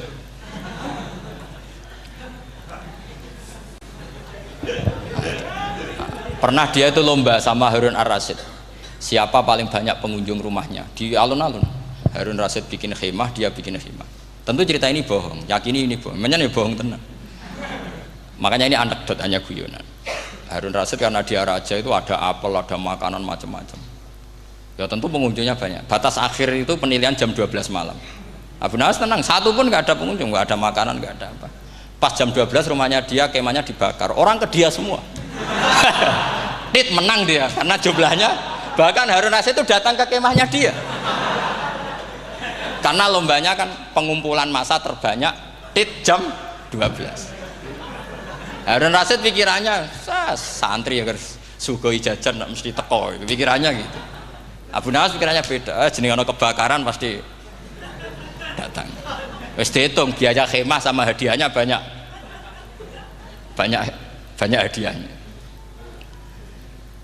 Yang ahli falak ini punya ilmu yang rasional, yang pinter sekali. Dia ilmuwan bahwa bumi itu bulat-bulat. Nah, saya lagi tren meyakini bumi flat nih, yo kacau nih. Gara-gara penjelasan sing sepihak. Ini wong nganggur. Lah wong ilmuwan kok sentimennya perkara wedi duit. Enggak boleh ilmuwan menyebut sentimen apa? Uang. Akhir bumi itu bulat-bulat. Jadi kalau Anda jalan ke timur terus nanti ke titik yang sama. Abu Nawas ora paham karena dia memang enggak ahli sains gitu. Suatu saat si profesor ini kemalingan, malingnya melayu ngetan. Terus minta tolong sama Abu Nawas, kejarlah maling itu. Kemana? Ke timur. Dia ngejar ke barat. Ditanya sama profesor, saya udah bilang larinya maling itu ke timur, kau kejar ke barat, nanti ketemu di titik yang sama. Akhirnya profesornya ngerti, oh ngenyek tuh, kira itu. Jadi, nah khawatir saya nanti kalau santri-santri tidak pinter ilmu, terus pilihannya ilmu kayak Abu Nawas, jalan pintas tadi. Karena belajar falak jelimet, belajar faraid apa? Jelimet, ada aul, ada roh, terus semua ada masalah yang ruwet-ruwet terus. Akhirnya mau olah bicara. Ini musibah inna lillahi wa inna ilaihi raji'un. Itu tidak boleh. Quran tidak mengajarkan itu. Quran tetap mengajarkan ilmu meskipun ada nilai seninya. Ya tadi nilai seni tadi misalnya Allah mencontohkan daraba wa masalah rajulan fihi syuraka. Terus kedua uniknya Quran itu begini. Setelah dipikir itu nyata-nyata lebih detail. Misalnya begini. Ketika Allah mencontohkan ba'udah itu nyamuk. Itu orang-orang kafir itu bilang gini, "Ya Muhammad, Tuhan Anda kehilangan stok ilmiah. Sehingga contoh itu enggak yang dahsyat tapi sekedar nyamuk. Wong nyamuk kok digawe contoh. Mbok ya contoh itu dinosaurus, tak jerapah, tak apalah yang keren itu. Mosok contoh apa? Nyamuk. Terus Allah menjelaskan innallaha la yastahi ayyadriban apa? Masalam ma. Contoh apa saja? Apa saja itu ditafsiri ba'udatan fama fawqaha. Entah itu nyamuk, fama fawqaha atau yang di atasnya nyamuk. Maksudnya di atasnya itu filkillah atau fisighor atau yang di atas nyamuk yang lebih kecil ketimbang nyamuk. Sekarang saya contohkan kata Rasulullah, contoh yang kecil saja, nggak usah bikin nyawa, nggak usah, itu terlalu mustahil. Seorang pemahat patung, terus kamu pesen, Pak aku gaekno patung gajah, mesti muni sanggup. Tak muni Pak gaekno patung gajah ukurannya ya semestinya gajah, oke. Tapi Pak aku gaekno patung nyamuk ukurannya ya sak nyamuk, kira-kira sanggup apa enggak? Artinya ketika Allah gawe nyamuk itu lebih sulit ketimbang gawe gajah apa lebih mudah? Lebih sulit. Karena nyamuk yang sudah kecil, dia punya alat kelamin terus seberapa juga. Alat kelaminnya juga tetap harus ada lubangnya, terus seberapa juga. Temen saya malah ada yang cangkem elek bilang gini, lalu ya punya kuman, kumannya seberapa. Nah ini pentingnya ngaji akal. Kamu jangan hanya bilang, wow dinosaurus, jerapah, seru nyamuk. Nah karena orang sudah ada itibar dengan nyamuk, didatangkanlah nyamuk banyak. Sebenarnya nyamuk banyak itu mergo mangkel, gak diperhatikan itu. Makanya terus. Lah ini saya tahadus binemat, istri saya itu sering protes. Istri saya kalau manggil saya Gus karena orang Jawa Timur. Itu sama-sama jagongan itu, saya itu tidak pati sering digigit nyamuk, ya digigit tidak sesering sampean, itu jelas. Terus saya tanya, Gus punya doa apa, kenapa tidak pati begitu digigit nyamuk? Saya bilang, karena saya sudah tahu hikmahnya nyamuk. Jadi harusnya dia sudah tidak nyerang saya, kata saya gitu. Makanya ini ijazah, agak mandi salah sampean gitu. Karena tadi logika yang terbangun gitu. Kalau Allah bikin gajah, melubangi belalai gajah itu masih masuk akal. Bahkan saat kita bikin patung masih bisa. Tapi kata tadi nyamuk itu sudah kecil, harus punya usus, harus punya alat kelamin, harus punya telur. Telurnya juga detail lagi. Ini disebut innallaha la yastahyi ayyadriba mathalam ma ba'udah. Sehingga ba'udah di mata ahli tafsir, di mata ulama ini contoh yang luar biasa. Tapi di mata orang-orang yang nggak seneng mikir, kok terima nyamuk itu. Makanya saya minta kangkang di sini bisa makan itu harus syukur. Makan itu luar biasa. Saya itu sering nyontohkan di Jogja ini. Saya punya teman sakit. Kalau nggak ada obat dari Belanda itu mati. Kalau ini nggak dapat obat bagus dari Belanda atau dari Jerman itu meninggal. Berapa bulan lagi matinya? 3 bulan. Kalau nggak sampai dapat obat mati 3 bulan. Oh masih mandi obat yang di Jogja. Apa itu makan atau minum? Kalau orang nggak minum nggak sampai 3 bulan sudah mati. Boy orang itu mikir seperti itu. Tapi kita ini kalau obat dari Jerman, dari Belanda itu hebat. Kalau enggak kita mati sebulan lagi, 3 bulan lagi. Allah bikin obat pada kita tiap hari, yaitu kita bisa makan, bisa minum. Itu kalau sekali nggak makan 5 hari bisa mati sama. Tapi kita karena ngakan itu hal yang biasa, nak duit iso utang terus dianggap biasa. Ini kalau ulama masalah besar. Punya otak seburuk itu masalah besar bagi ulama. Sehingga Allah tidak malu ketika ngendikan kulu wasrobu, tidak malu karena makan ini urgen, sangat penting. Dan Allah tidak malu meskipun Quran itu temanya kelas tinggi, biasa Allah mengatakan jong kowe kulu min thayyibati maruzaqnakum, kamu makanlah. Karena minum obat itu kebutuhan kita ketika sakit. Tapi kalau makan adalah kebutuhan kita sihatan wa sukman, saat sakit maupun saat sehat. Nah, kalau Anda dengan kualitas ini, ketika Allah membicarakan makanan itu Anda akan respect sama Allah karena memang ini urgen betul. Tapi kalau Anda cara berpikir gini, hanya cari horo ibal ilmu yang aneh, yang seru, kamu baca ayat itu akan menjadi biasa-biasa saja. Dan itu masalah bagi mahabbah Anda pada Al-Quranul Karim. Ya saya kira demikian. Terus mangke saya pikir tidak etis kan ini Jumat nanti. Sing biasa itikaf nanti terganggu. Nanti saya ada ke problem. Ya kalau ada tanya jawab ya saya mohon tadi ya. Karena ini zaman akhir, saya memang butuh sekali. Kenapa saya mau datang? Satu, hormat Kiai Hanan. Dua, saya memang ingin banyak mufassir lagi. Jangan hanya lewat baca terjemah kemudian merasa menjadi ahli apa? Quran atau ahli tafsir. Itu musibah besar itu. Masalah besar itu. Ya pokoknya saya mohon lah. Ya setidaknya gitu. Misalnya orang kafir. Kamu cari saja orang kafir. Ternyata ada yang harbi, ada yang dhimmi, ada yang mu'ahad, ada yang musta'man. Lalu dalam tarikh ada kafir Yahudi, kafir Nasrani, kafir ahli kitab. Kalau di fikih ada kafir yang lahum kitabun, ada yang tidak lahum kitabun. Kalau yang lahum kitabun disebut ini kitabiyah kholiso, yang tidak itu kan beda-beda di fikih. Boleh nikahnya ndak, khilu dhabihatihim atau tidak, itu kan detail sekali. Makanya saya mohon ini latihan detail. Oke, sampean tetap ngaji, sering khatam itu bagus karena mengumpulkan semua ilmu. Tapi sampean harus menganalisis secara apa? Saya dulu ngaji Mbah Mun Muslim ya kilatan. Tapi saya ngapalkan sama Gus Subab. Gus Subab putrane Mbah Mun, dulu muridnya Said Muhammad. Saya itu tak pelajari lagi di rumah. Tak analisis lagi setelah besar sampai sekarang karena ya itu beda. Kita selalu Rabbi zidni apa? Ilma. Misalnya begini contoh ya, contoh. Kita mungkin tahu maknanya ayat tertentu itu begini. Misalnya begini. Faqula lahu qaulal layyinan la'allahu yatadzakkaru aw yakhsha. Musa dan Harun, jika kamu datang ke Fir'aun, maka kalau ngomong, kalau dakwah itu qaulal layyinan, dengan dakwah yang halus. Nggih, qaulal layyinan. Ini bagi yang ekstremis harus baca dialek ini. Ini kisah nyata yang diceritakan Habib Zain bin Semit ketika ngarang Al-Manhajus Sawi. Juga diulang-ulang di beberapa kitab. Suatu saat ada ustadz, corong Jawa Kemelinti, datang ke Harun Ar-Rasyid. Harun Ar-Rasyid ini Banil Abbas, termasuk zuriyahnya Abdullah bin Abbas. Karena Harun Ar-Rasyid sebagai khalifah tentu salahnya banyak, namanya pejabat pasti salahnya banyak. Meskipun kebaikannya juga banyak, tapi salahnya juga banyak. Kalau kita kan tidak pejabat, salahnya tidak banyak, tapi prestasinya juga tidak banyak. Ya kan, misalnya ada tamu Raja Salman, katanya hormat tamu wajib, kamu kan tidak bisa hormat. Karena dia juga tidak mau dihormati kita kan. Nah terus si ustadz tadi datang begini, saya itu masih hafal teksnya. Ya Amirul Mukminin, inni nasihun lak famusyaddidun alaika fala tajidanna ala nafsika fi nafsika aliyya syai'an. Saya ini mau nasihati Anda, tapi saya maaf sekali karena nasihat saya ini kasar sekali. Musyaddid itu kasar, keras. Fala tajidanna fi nafsika aliyya syai'an. Saya mohon jangan dimasukkan hati lah. Makanya terjemah bebasnya jangan masukkan hati. Katanya Harun Rasyid langsung marah. Uskut ya jahil, kamu itu ustadz bodoh.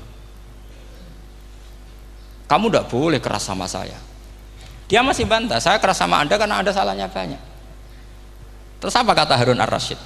Inna wa ta'ala qad arsala man huwa khairum minka ila man huwa syarrum minni. Wa ma'adzalika qala ta'ala faqula lahu qaulal layyinan. Allah mengutus orang yang jelas lebih baik ketimbang kamu, yaitu Musa dan Harun. Musa dengan ustadz ini baik mana? Tidak, sama jawab saja. Baik Nabi Musa kan. Ilaman huwa syarrun minni. Fir'aun dengan Harun Ar-Rasyid buruk mana? Buruk Fir'aun. Itu saja masih dengan etika faqula lahu qaulal layyinan. Musa dan Harun kamu harus sopan. Tidak wae Fir'aun wajib sopan, tidak wae aku rasopan. Nah ini sudah iktibar dari terjemah netral atau terjemah yang datar, bahwa Allah ngutus Musa dan Harun ke Fir'aun, dan Musa dan Harun diharuskan qaulal layyinan. Tapi menjadi energi mafhum yang luar biasa. Nak dakwai Fir'aun wae qaulan layyinan, apa maneh dakwai podo-podo mukmin.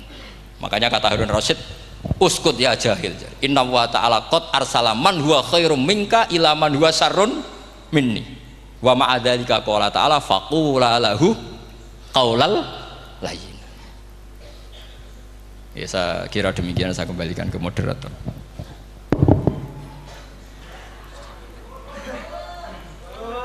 Ya, setengah jam Jumatan. Ini nanti Jumatan, setengah jam mawon ini pun mepet. Alhamdulillah, penyampaian materi dari beliau telah selesai. Sangat menarik, gamblang dan sangat jelas sekali, sehingga mungkin tidak butuh untuk kesimpulan dari moderator. Jadi dialog ada waktu 30 menit.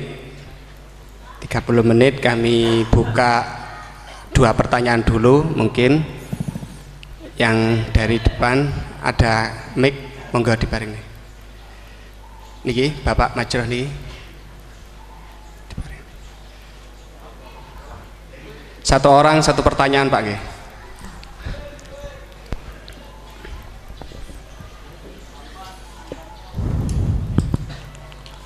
Terima kasih waktunya kepada Kiai Ahmad Bahauddin Nur Salim. Saya mau bertanya mengenai tadi yang disampaikan bahwa setiap umumul Quran pasti ada mukhassisnya. Ketika dilihat zaman sekarang ada kelompok liberal yang mencoba untuk mengamandemen Al-Quran dengan tidak mengkaitkan konteks zaman dulu, malah mengkaitkan dengan konteks zaman sekarang. Ambil contoh dalam permasalahan ibadah haji, mereka ingin merubah haji wukufnya nggak cuma di bulan Dzulhijjah tetapi di bulan Syawal pun juga boleh. Nah, jadi sudut pandang panjenengan gimana masalah apakah memang bisa keuniversalan Al-Quran itu pada zaman sekarang dibuat sesuai konteks sekarang. Itu saja. Sampun? Oke. Nggih. Penanya kedua, monggo.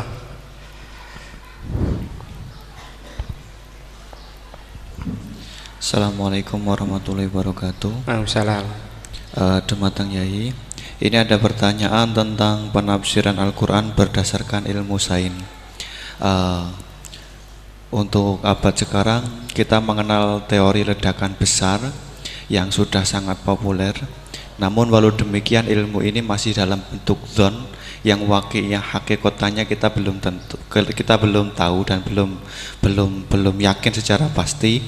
Namun teori ledakan besar ini kemudian disinkronkan dengan Al-Quran dengan penafsirannya bahwa ternyata di dalam Al-Quran itu sudah ada teori ledakan besar. Pertanyaan saya begini, menimbang ilmu teori ledakan besar ini adalah ilmu dzon, ini masih memungkinkan ilmu ini salah, sehingganya penafsiran terhadap Al-Quran ini menimbulkan kekhawatiran, yakni kalau ilmu ini sebenarnya salah kemudian disinkronkan dengan Al-Quran, nanti ada penyalahan dalam penafsiran. Namun sisi lain terdapat kebaikan, yakni ada banyak orang bicara bahwa Al-Quran turun sekian ratus tahun lalu ternyata di dalamnya memuat teori ledakan besar yang baru muncul abad modern ini. Dari penjelasan ini pripun monggo Yai tentang penafsiran berdasarkan ilmu yang masih dzon yang belum hakikatan seperti ini, monggo. Oke, sama namanya.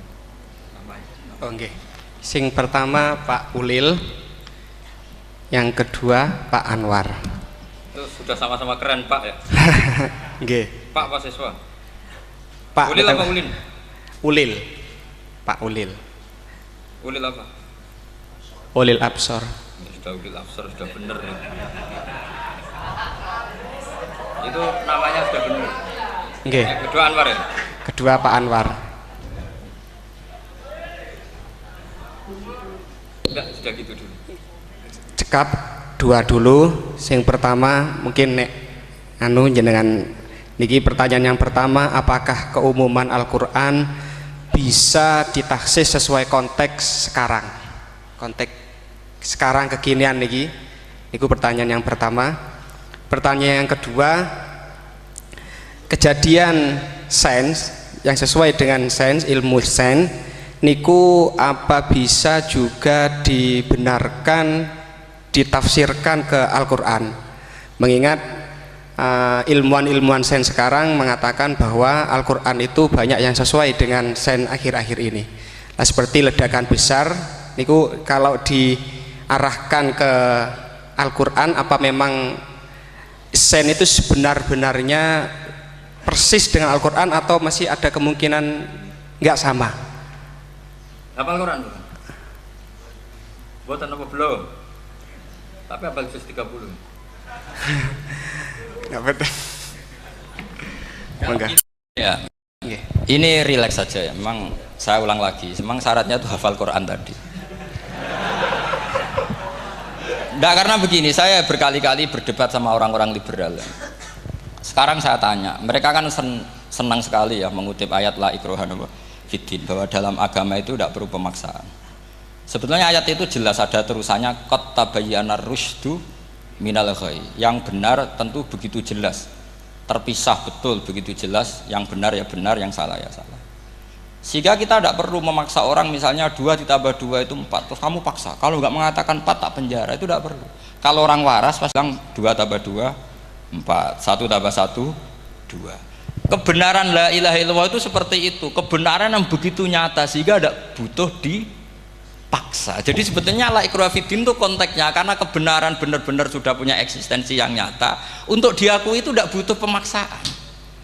Orang seluruh Indonesia kan bilang 1 tambah 1 itu 2, nggak usah diintimidasi nanti ditangkap Pak Gatot gitu. Ya tidak perlu. Makanya terusannya ayat. Lah repotnya sekarang santri-santri kalau pidato khitobiah di pondok-pondok ya diputus kayak orang liberal. La ikraha fiddin. Itu belum wakaf, masih qad tabayyana rusydu minal ghayy. Paham yang saya maksud ya? Sehingga kadang Nabi itu ngendikan secara ekstrim. Misalnya mangqala la ilaha illallah dakhalal jannah. Siapa yang meyakini la ilaha illallah nanti pasti masuk surga. Entah kapan pasti masuk surga. Kalau belum ya antri masih, tapi pasti lah. Terus Nabi sempat ngendikan itu hadis sahih, wa in zana wa in saraka, meskipun pernah punya masa lalu, zina itu fi'il madhi, pernah punya masa lalu, pernah zina, pernah maling. Itu sampai 3 kali sahabat protes. Tapi saya berkali-kali ngomong di ngaji di Jogja, di Bojonegoro, di rumah ngomong, kebenaran yang absolut, kebenaran yang hakiki tidak bisa terganggu oleh perilaku sosial. Bukan masalah seakan-akan hadis ini membolehkan zina, itu tidak mungkin. Inna wa la ya'muru bil fahsya. Allah tidak akan nyuruh hal yang buruk. Tapi saya beri satu logika, satu analogi. Kalau rektor Al-Azhar kamu tanya, 1 tambah 1 berapa Pak Rektor? Pasti bilang 2. Kamu tanya Amrozi ya bilang 2. Kamu tanya Pak Ahok ya bilang 2. Kamu tanya Anies Baswedan ya bilang 2. Tanya Pak Nusron dia jawab 2. Sama, semuanya jawab 2. Karena kebenaran hakiki pasti absolut.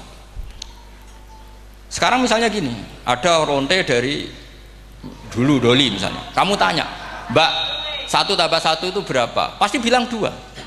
Jangan kamu mentang-mentang imam masjid, saya tak jawab 3, saya kan imam masjid, masa sama dengan lonte? Tidak bisa, kebenaran absolut itu pasti sama. Mbok rektor Al-Azhar sama siapapun ya jawabnya sama. Paham yang saya maksud?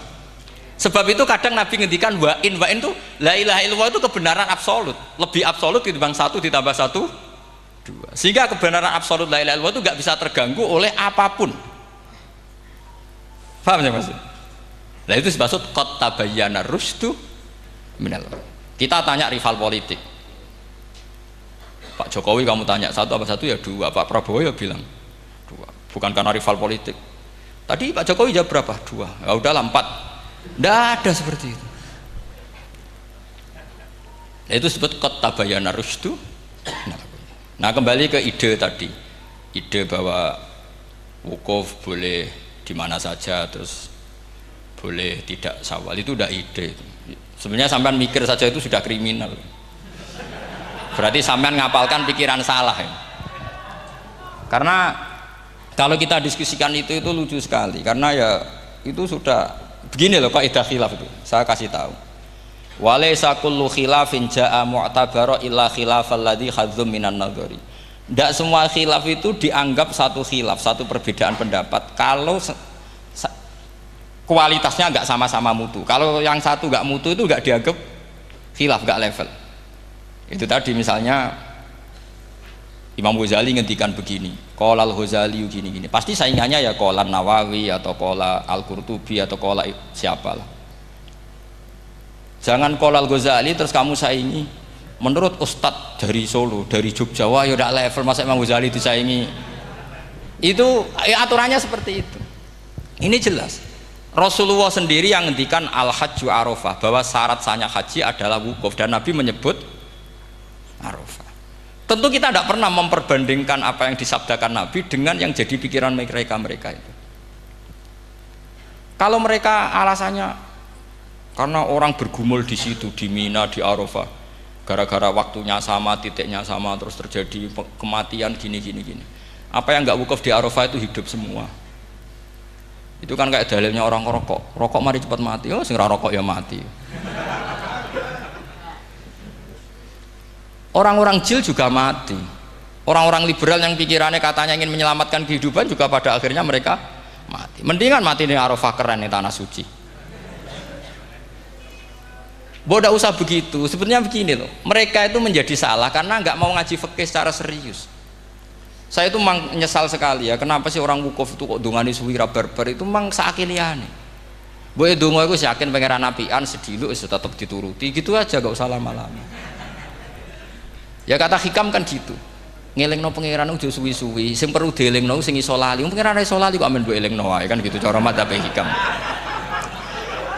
Makanya kata madzhab hikam kan gitu, wa inna ma yunabbahu man yajuzu alaihil ikhfal, yang boleh diingatkan yang mungkin lupa, tapi kalau masih ingat ya sudah tidak usah diingatkan lagi.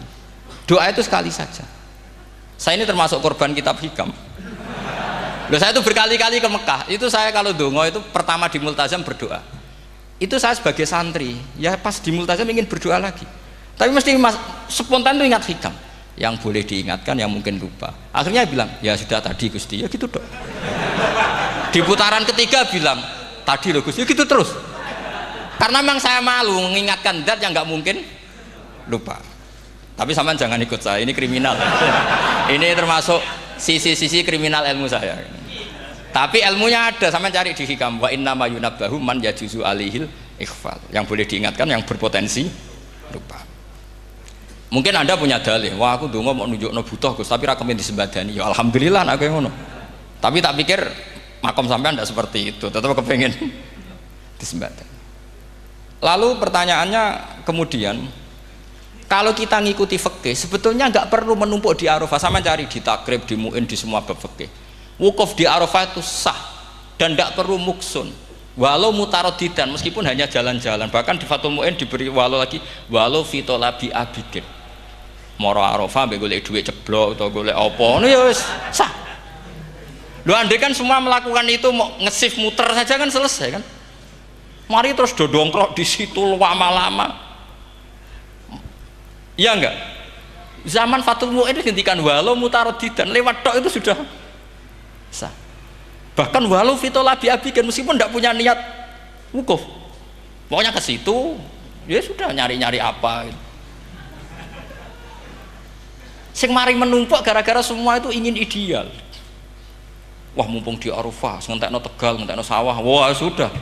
Makanya kalau haji itu sama orang yang ngedol Tegal mesti seru, wah itu nangis. Haji be orang alim atau orang KBIH gak iso nangis karena malah badi kan dia kan nggak pati iso nangis mesti itu. Nah ini kan, nah ini penting saya utarakan. Jadi andikan orang itu ya haji kayak orang-orang alim. Setahu saya orang-orang alim kalau haji ya biasa saja.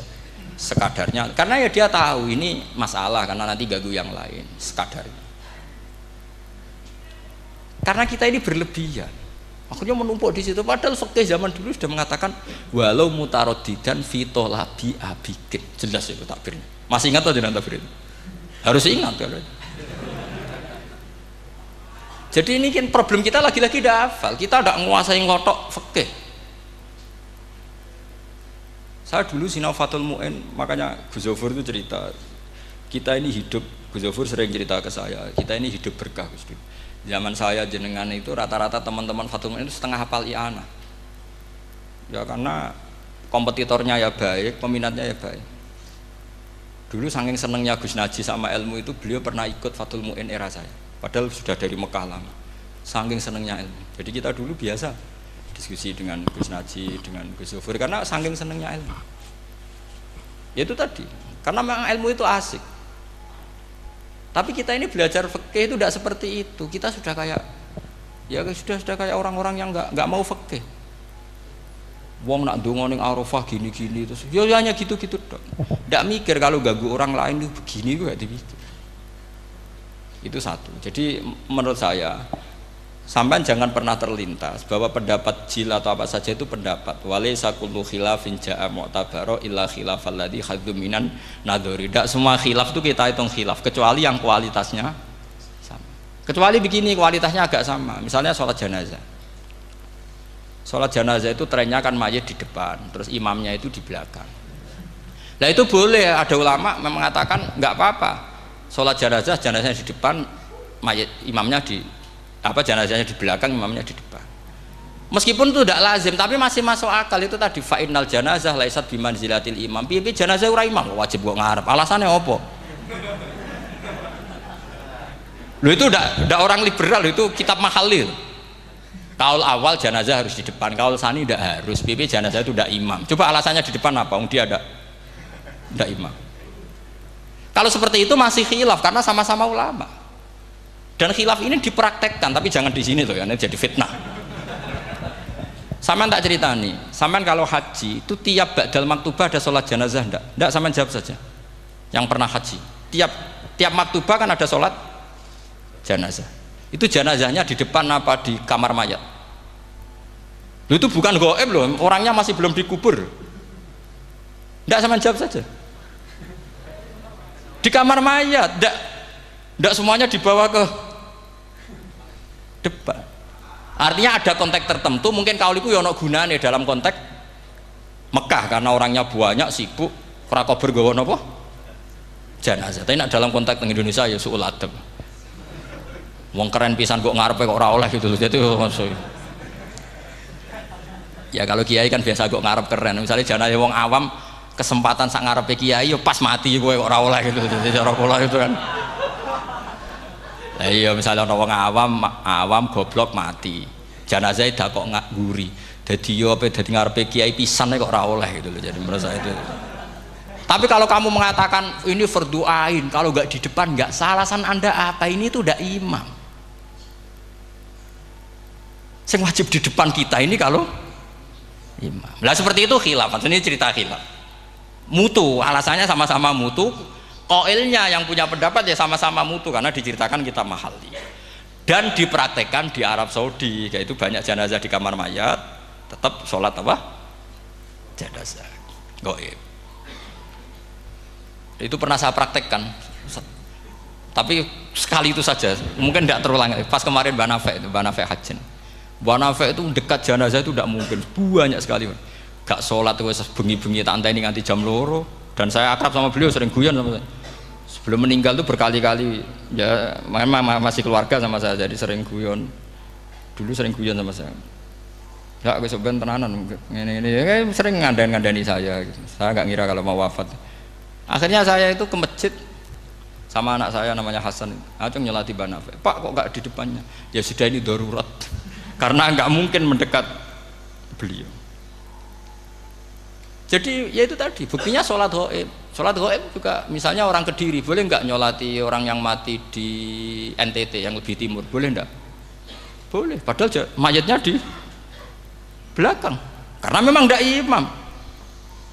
Lah kalau seperti itu khilaf, ini cerita kalau seperti itu khilaf, meskipun agak-agak kontroversi tapi kualitasnya masih waras lah, masih bagus. Sampai kalau nggak percaya cari di mahali di bab jenazah. Kalau mahalinya ada di Qalyubi, tapi jelas saya yakin itu ada. Saya tidak donan yakin jangan. Kalau nu mulang loh, ya mulang terus tidak punya masalah ingatan, jadi ingat betul kalau takbir itu ada gitu. Jadi saya ingat betul kalau takbir itu ada. Nah terus pertanyaan kedua dari Kang Anwar tadi itu memang problem ya, tapi itu bisa diatasi lewat seni menulis. Biasanya kalau seorang penulis, apalagi di Indonesia itu kan gampang sekali, kalau kata itu bisa bias atau majas kan bisa dikasih tanda kutip, dikasih tanda apa? Kutip. Itu memang nyata ya, saya pernah berdebat berkali-kali lah. Saya kan satu tim ya dengan Pak Zaini, dia seorang profesor, juga pernah tanya Gus Wafi putrane Mbah Mun saat di Syria. Zaman itu saya Ramadan Al-Ghuti masih hidup. Saya itu punya komunitas dokter. Ini cerita nyata ya. Yang dia tanya gini, Pak Bahak, kita ini ahli embriologi dan tidak pernah ada ceritanya ada segumpal darah dalam proses embriologi. Yang ada itu sekian zigot yang berhasil nempel di dinding rahim itu nanti yang jadi janin. Jadi kalau kita ngaji ada segumpal darah itu menjadi aneh bagi kita karena proses itu tidak ada. Ya saya jawab ya enteng saja. Ya kan yang bilang segumpal darah itu kiai kan tidak Quran. Makanya benar Kang Anwar tadi yang ngomong itu mufasirnya atau kiainya yang terjemah. Kalau Quran hanya bilang min alakin. Iqra bismi rabbikal ladzi khalaq khalaqal insana min alaq. Alaq itu kan dari kata alaqa ya'liku alaqon, sesuatu yang nempel itu namanya alaqah. Makanya di Alfiyah ada wa ulqatun hasilatun, ulqah itu sesuatu yang terkait atau yang menempel. Sehingga ya pokoknya kalau alaq itu artinya tidak harus segumpal darah, bisa sesuatu yang menempel. Sama cari di kamus, dicari sama dia kamus. Alika ya'liku menempel. Oh, ya oke Pak, enggak masalah. Nah, lalu kalau kita memaksakan itu bukti ilmiahnya Quran ya resiko juga. Nanti ada penelitian yang berbeda. Makanya kita bisa memanfaatkan tanda kutip kalau lafadz itu majas atau kata itu majas, kalimat itu majas. Atau kita menganalisis secara balaghah min jinsi dzalikat dam. Misalnya begini, saya kalau sedang benci Anda, saya akan bilang kamu itu membawa WC. Wong tak melete gawa WC ngalor ngidul, karena di perut kita memang ada kotoran. Berarti kita ini WC yang melaku ngalor ngidul. Oke, itu saat kita benci manusia. Coba sampean lihat di kitab tasawuf. Faqih fatatakabbar wa anta kanafun minal aknam, itu kan disebut kamu kok sombong kowe iku WC melaku. Tapi nanti kalau kamu ngaji di alam rohani, kamu disebut laqad khalaqnal insana fi ahsani taqwim. Artinya bisa saja alakin ini benar-benar maknanya segumpal darah. Tapi dalam konteks manusia, jenis kamu adalah jenis segumpal darah. Bukan dalam proses embriologi mengalami segumpal darah. Kita masih bisa berkelit. Asal kamu ilmunya banyak, hafalaman banyak, tetap bisa berkelit. Problemnya kadang kita tidak punya ilmu. Loh ya ini kisah nyata ya. Jadi kemarin entah tanggal berapa saya lupa, itu kan Kemenak datang ke Yai, ke Mbah Mun, ke Gus Zofur. Di antara usul saya seperti itu, mbok terjemah Kemenak, kalau yang terkait sain itu dikasih bahasa yang bias, karena nanti kalau tidak bias, ini nanti ada penelitian kelihatan Quran dianggap loh ya, dianggap salah. Sebenarnya salah yang terjemah. Atau kita yakin sesuai ilmiah ternyata suatu saat ada penemuan yang berbeda. Kita bisa manfaatkan tadi seni menulis tadi, misalnya tanda kutip atau dipakai kata bias. Ya misalnya begini, contoh paling gampang tadi, misalnya kita bangga misalnya Quran terbukti benar ketika mengatakan wa ja'ala bainahuma barzakha wa hijra mahjura, antara air tawar dan air laut itu ada pemisah. Kita mungkin ya setuju nyari-nyari ayat tentang Big Bang, tentang apa ledakan yang dahsyat. Tapi apapun itu teori itu bisa iya bisa tidak. Nah itu kita bisa manfaatkan tanda kutip. Atau seni pakai lughat. Saya beri contoh seni lughat begini. Keyakinan santri yang di sini, yang di kewagian sini, makhluk itu yang terkenal kan 3, manusia, jin, terus setan. Sudah kan 3 itu. Keyakinan sampean manusia dengan jin sama apa enggak? Beda kan, katanya beda. Terus jin dengan setan itu beda apa sama? Enggak, sampean jawab. Beda, rata-rata santri fikih bilang beda, karena jin itu bisa mukallaf, bisa sholat, bisa enggak. Kalau setan pasti tidak sholat. Tapi pecinta orang sholat dia, kalau orang sholat datang, penggemar dia, mau ganggu gitu. Nah sekarang pertanyaannya gini, lalu ketika para ulama mengatakan jin dan malaikat itu beda, jin dengan setan beda, tapi di Quran itu ada loh ayat fasajadu illa iblis kana minal jinni fafasaqa an amri rabbi. Jelas ayatnya di surat Isra kalau nggak salah tuh, kana minal jin, karena ono sopo iblis iku minal jinni. Padahal tadi Anda yakin iblis dan jin itu tidak sekategori, tapi ayat itu karena minal jin. Caranya gimana? Gampang, sama cari di tafsir Baghawi atau tafsir Ibnu Katsir. Caranya adalah dianalisis secara lughat. Sesuatu yang enggak kelihatan atau yang gelap disebut jannah. Misalnya malam, kata Quran apa? Falamma janna alaihi lailu ra'a kaukaba. Karena malam itu gelap disebut jannah. Orang yang gila karena masturul akli disebut majnun. Karena madatul kalimah sama-sama jinnun. Madatul kalimah kan sama kan? Jim nun musyaddad berarti jim nun nun. Saya ulang lagi ya. Kalau malam disebut falamma janna alaihi lailu. Kalau orang masturul akli disebut majnun. Orang dalam kandungan disebut janin. Kullu dzalika yusamma bidzalik li'annahu mastur. Semua dinamakan itu karena mastur, tidak kelihatan. Nah, sekarang sampai tak tanya, iblis itu kelihatan apa enggak? Enggak. Berarti kalau kana ana sapa iblis minal jinni setengah barang sing ora ketok. Kecumanane minal jinni kelompok jin. Nanti kamu masalah dengan kiai Anda meyakini, "Lho jin kok iblis?" Beda. Jin niku iso ngaji. Ya gampang saja, kalau jin yang sakolen ya jin yang bisa Islam bisa kafir. Tapi kalau kata jin yang dalam ilah iblis, karena minal jinni minal masturin. Faham yang saya maksud? Tetap bisa ada solusinya. Makanya ngaji itu jangan hanya Ibnu Katsir. Ibnu Katsir itu beliau hanya menjawab lewat riwayat. Beliau jarang bermain di lafadz. Tapi kalau sampean ngaji kayak tafsir Baghawi, kayak tafsir apa itu, subhanallah, ya Baghawi terus Bedawi, itu nganalisnya sering pakai lafadz dan itu menjadi mudah. Misalnya lagi begini, sholat kita ini ya sholat yang muftatahatun bitakbir, muftatamatun bitaslim. Tapi kita secara lughat jelas as-sholat lughatan ad-du'a.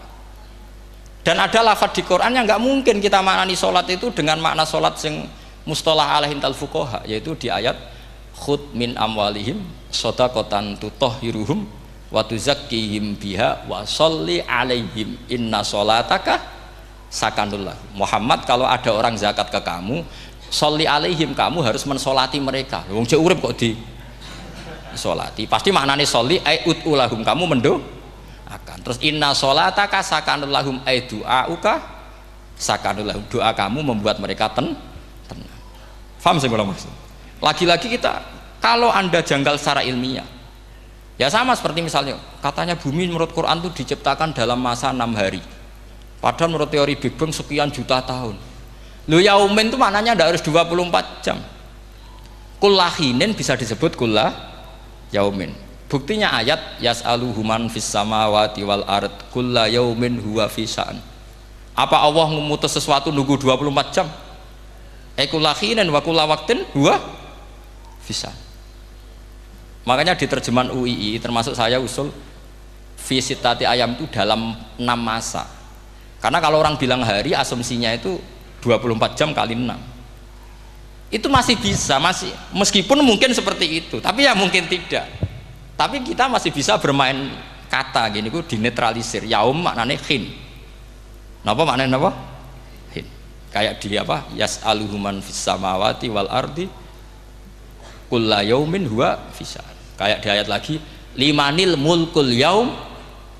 Allah tanya itu ketika di akhirat apa di dunia? Enggak, sama jawab di akhirat. Ketika nanti di akhirat Allah tanya liman iku kedue sopo al mulku te kerajaan al yauma, limanil mulkul yaum lillahil wahidil fa inna fil akhirah laisa hunaka yaumun wala hunaka sa'a wala hunaka misalnya arbaun wa isyruna sa. Di akhirat tidak ada 24 jam. Istilahnya Allah ya limanil mulkul yaum. Paham sih kalau maksud? Jadi lagi-lagi syaratnya hafal tadi. Nah, jadi artinya lafadz yaum dipakai di Quran berapa kali, konteksnya apa saja. Ya saya kira demikian, mungkin kita anggap cekap ya, karena tadi apa ini Jumatan, terus tak pikir tanya itu ya saya yang tanya itu karena itu tadi. Ya nggak apa-apa kalau masih ada yang tanya, tapi saya pikir ya itu tadilah yang saya utarakan, saya kira cukup. Kalau ingin alim memang syaratnya harus hafal banyak, terus ya kalau ndak ya itu tadi harus orang sudah ndak ada semua, terus tinggal kita yang hidup, itu pasti kita alim sendiri itu. Ya pilihannya hanya itu. Tapi kalau ingin kompetisi masih gampang lah. Di Kediri banyak orang alim, di Rembang banyak, kan bisa. Cara Imam Bukhari al-luqi wal mu'asyarah, bisa sering ketemu lewat ngaji kilatan atau ngaji. Karena kiai banyak, ada yang kiai fanatik khatam kilatan. Di sarang ya banyak, kados Gus Said itu ngaji butuh khatam, khatam itu barokah, kan pernah mendengar sekian. Ada kiai yang senengannya yang penting faham, ada kiai yang kebetulan nasibnya baik ya faham ya khatam. Itu ada santri macam-macam, yang penting khatam, ono sing penting faham, ono sing penting ya penting untuk barokah. Terus repot asane, repot terus. Tapi yang penting itu saya mohon lah, kalau orang lain tahu Quran lewat terjemah, kita kalau bisa jangan. Kita ini ngaji Jalalain, ngaji tafsir Sawi, ngaji macam-macam. Saya itu kalau sinau tafsir itu tak ulang-ulang. Saya itu sampai lupa khatam Jalalain berapa kali, itu sampai lupa. Karena itu tadi, setiap saya baca pasti nanti analisisnya beda. Tadi misalnya u'budu rabbakum. Kalau dalam konteks orang kafir jelas wahidu rabbakum, karena mereka masih melakukan isyrak. Tapi kalau orang Islam dibilang cong kamu ibadah, dawimu alal ibadah, karena sudah Islam. Itu Imam Suyuti tidak konsisten. Nggak konsistennya karena beliau orang alim. Ya Yuhannas kadang ditafsiri ahla Makkah. Memang saat itu konteksnya Makkah. Tapi dalam konteks Islam tentu wama arsalnaka illa kafatal lidasi basyira wa nadhira. Itu kan ulama. Kalau ingat asbabun nuzul ya Yuhannas jelas ahla Makkah. Tapi kalau ingat umumul Quran nas ya kullan nas, bukan harus ahla apa? Makkah. Makanya ada fi tafsirin qala ahla Makkah, wa fi tafsirin akhar dia bilang ayan nas. Ini yang mengulang-ulang akan paham karena konteksnya apa? Beda. Lagi-lagi ya tadi harus hafal. Ayuhan nas dipakai Quran berapa kali? Konteksnya apa saja? Makanya Ibnu Abbas ketika ditanya bagaimana perbedaan ayat Makkiyah dan Madaniyah, beliau enteng jawab, biasanya kalau surat Makkiyah dimulai ya ayuhan nas karena mereka zaman itu masih kafir, belum berstatus mukmin. Kalau di Madinah rata-rata khitab sudah ya ayyuhalladzina amanu, karena di Madinah mayoritas sudah mukmin. Tetap memanfaatkan proses dialek dan itu mudah. Memang kalau kita neliti terus mudah. Maknanya mudah itu tidak sulit. Ya memang Nabi begitu. Sampean kalau hafal hadis nanti akan ngomong seperti saya. Lho itu otomatis. Misalnya begini, Nabi itu ditanya, ya Rasulullah, dulani ala amalin gini-gini, terus terakhir dia yudkhilunil jannah, yang bisa masukkan saya ke surga. Nabi jawabnya itu, inna dzalika yasir, itu gampang. Tapi terusannya yang nggak nguati, alaman yassarahu wah. Oh, itu gampang dong bagi wong sing digampangno pangeran. Orang kata Nabi, wah ini sulit, tidak semua orang masuk surga. Nabi jawabnya, inna dzalika yasir, itu gampang. Tapi terusannya alaman yassarahu wah. Iya, mengen Quran adatnya ya gitu. Inna dzalika ala wahi yasir. Yaitu gampang. Bukan berarti kita nyepelekno, ndak, memang ya itu tadi. Sesuatu sulit itu kalau kita tidak tahu rumusnya, sebenarnya kita tahu, cuma tidak mau. Sampean tahu kalau rumusnya ingin alim tafsir harus hafal Quran, hafal hadis, pernah ngaji etkon, ngaji ini, tahu, tapi kan nggak mau. Akhirnya mau takut tok, carane ngalim piye Gus? Asline ngerti, nak carane iku ngerti. Geleme sing raga. Nah, itu kan gitu. Ini kebetulan kenyek kan ngomong fakta biasa mawon, betul kenyek. Ya seperti kamu mau ke Jakarta kan jauh, tapi tetap gampang. Caranya beli tiket gini-gini ya kan gampang. Ya kalau ingin alim tafsir, 1 hafal Quran, 2 minimal setengah hafal Jalalain. Nanti kalau Jalalain janggal, kamu ngaji Sawi, karena banyak juga Jalalain yang diprotes sama Imam Sawi, dikritik. Itu kan wajar ya, sarah itu hanya membenarkan yang di matan ada masalah. Takrib kurang barokah, ya ada beberapa yang dibenarkan sarah. Kayak takrib ngendikan mabit bimina sunat apa wajib, kalau di kitab Fathul Qorib sunat, di sarah dibenarkan, kalau yang benar itu wajib. Takrib bilang sholat jamaah itu sunat muakkadah, di sarah dibenarkan itu fardu kifayah. Ya sama di Jalalain kadang ada masalah seperti itu. Imam Suyuti meyakini satu hal, sama sarah dibenarkan. Makanya ya Jalalain ya Sawi. Nanti setelah itu khatam semua, belajar tafsir Baghawi. Nanti kan alim sendiri. Apalagi di desa kamu tidak ada orang alim, wah hebat. Kak, kamu jangan hidup di sarang, di Lirboyo, di daerah-daerah, jangan hidup di Kuwagen, nyari daerah yang aman, aman dari kontrol maksudnya. Tapi yang jelas itu jawab dulu mudah. Kalau kamu menjawab sulit, kualat neraka sama. Lihat bagaimanapun Quran disifati Allah walaqad yassarnal Qur'ana lidzikri fahal mim mudzakir. Makanya saya tadi ngomong, kalau Anda hafal seperti saya, pasti cara ngomong kayak saya. Kita mau ngomong Quran sulit tidak mungkin. Kita ini ingat kalau Allah mensifati Quran walaqad yassarnal Qur'ana. Fakaifa wasafahu wa bil yusri wa anta taqulu bil usri. Bagaimana Allah mengatakan yusrun kemudian Anda mengatakan usr. Neraka sama bantah pangeran. Atau gini, kalau terpaksa muni sulit Gus, tapi sementara ini pokoknya tambahi gitu lah, nanti ya masih sulit, tapi ya bisa saja tidak sulit. Karena tadi bukti kalau Quran mudah, orang kafir ketika dibacakan yang nangis banyak. Raja Najasyi sebelum Islam dibacakan surat oleh Ja'far bin Abi Thalib nangis. Inna hadza wa ma nazala ala Musa lamin miskatin wahidah. Ini dengan Taurat pasti dari pintu yang sama, dari nur yang sama. Miskat itu nur. Faham nangis sampai wa idza sami'u. Sami'u itu belum Islam loh ketika itu. Wa idza sami'u ma unzila ilar rasuli tara a'yunahum tafidu minad dam'i mimma arafu minal haq, lagi yaquluna rabbana amanna. Artinya fahimu khina kanu fil kufr. Mereka faham ketika masih kafir. Karena muyassar, Quran itu muyassar. Faqih fala tafham. Wa anta tata alam kutuba kadza wa kadza wa takhtimu kutuba kadza kadza. Kok ejek kadza. Ada gua entek kadane. Ini bukan kritik, ini pelurusan. Sampeyan jangan sensitif, kok cawe wedok yang kandhani sensitif mutung. Ini pelurusan. Jelas Quran disifati walaqad yassarnal Qur'ana lidzikri fahal mim mudzakir. Dan itu nyata, saya ulang lagi, itu nyata. Sampai yang saya ceritakan di makalah ini, ada orang Bedui, ada seorang khotib khutbah, fawarabbis sama'i wal ardi innahu lahaqqum mithama annakum tantikun. Arabinya tanya sama Pak Khotib, itu kan artinya kan demi Tuhannya langit dan bumi. Si Arabi tanya Pak Khotib, yang bikin murka Allah itu siapa? Kok sampai Allah terpaksa sumpah? Karena si Arabi tahu orang sampai sumpah itu pasti karena tersinggung. Kalau nggak tersinggung ngapain Anda sumpah? Dalam kehidupan sehari-hari kalau kita sampai sumpah itu karena tersinggung. Kita ditagih orang bisa, sesuk tak sahur, ditagih lagi bilang kita tak sahur. Nah, serap percaya banget, wahi sesuk tak sahur. Kalau orang sumpah itu karena tersinggung. Ternyata betul. Sampai cek di Quran. Kalau Allah memulai surat dengan sumpah, pasti terusannya Allah itu duka atau marah karena sumpah itu untuk yang tersinggung. Makanya di Balaghah diterangkan kalau kaidah normal, kondisi normal kamu harus bilang Zaidun qaimun.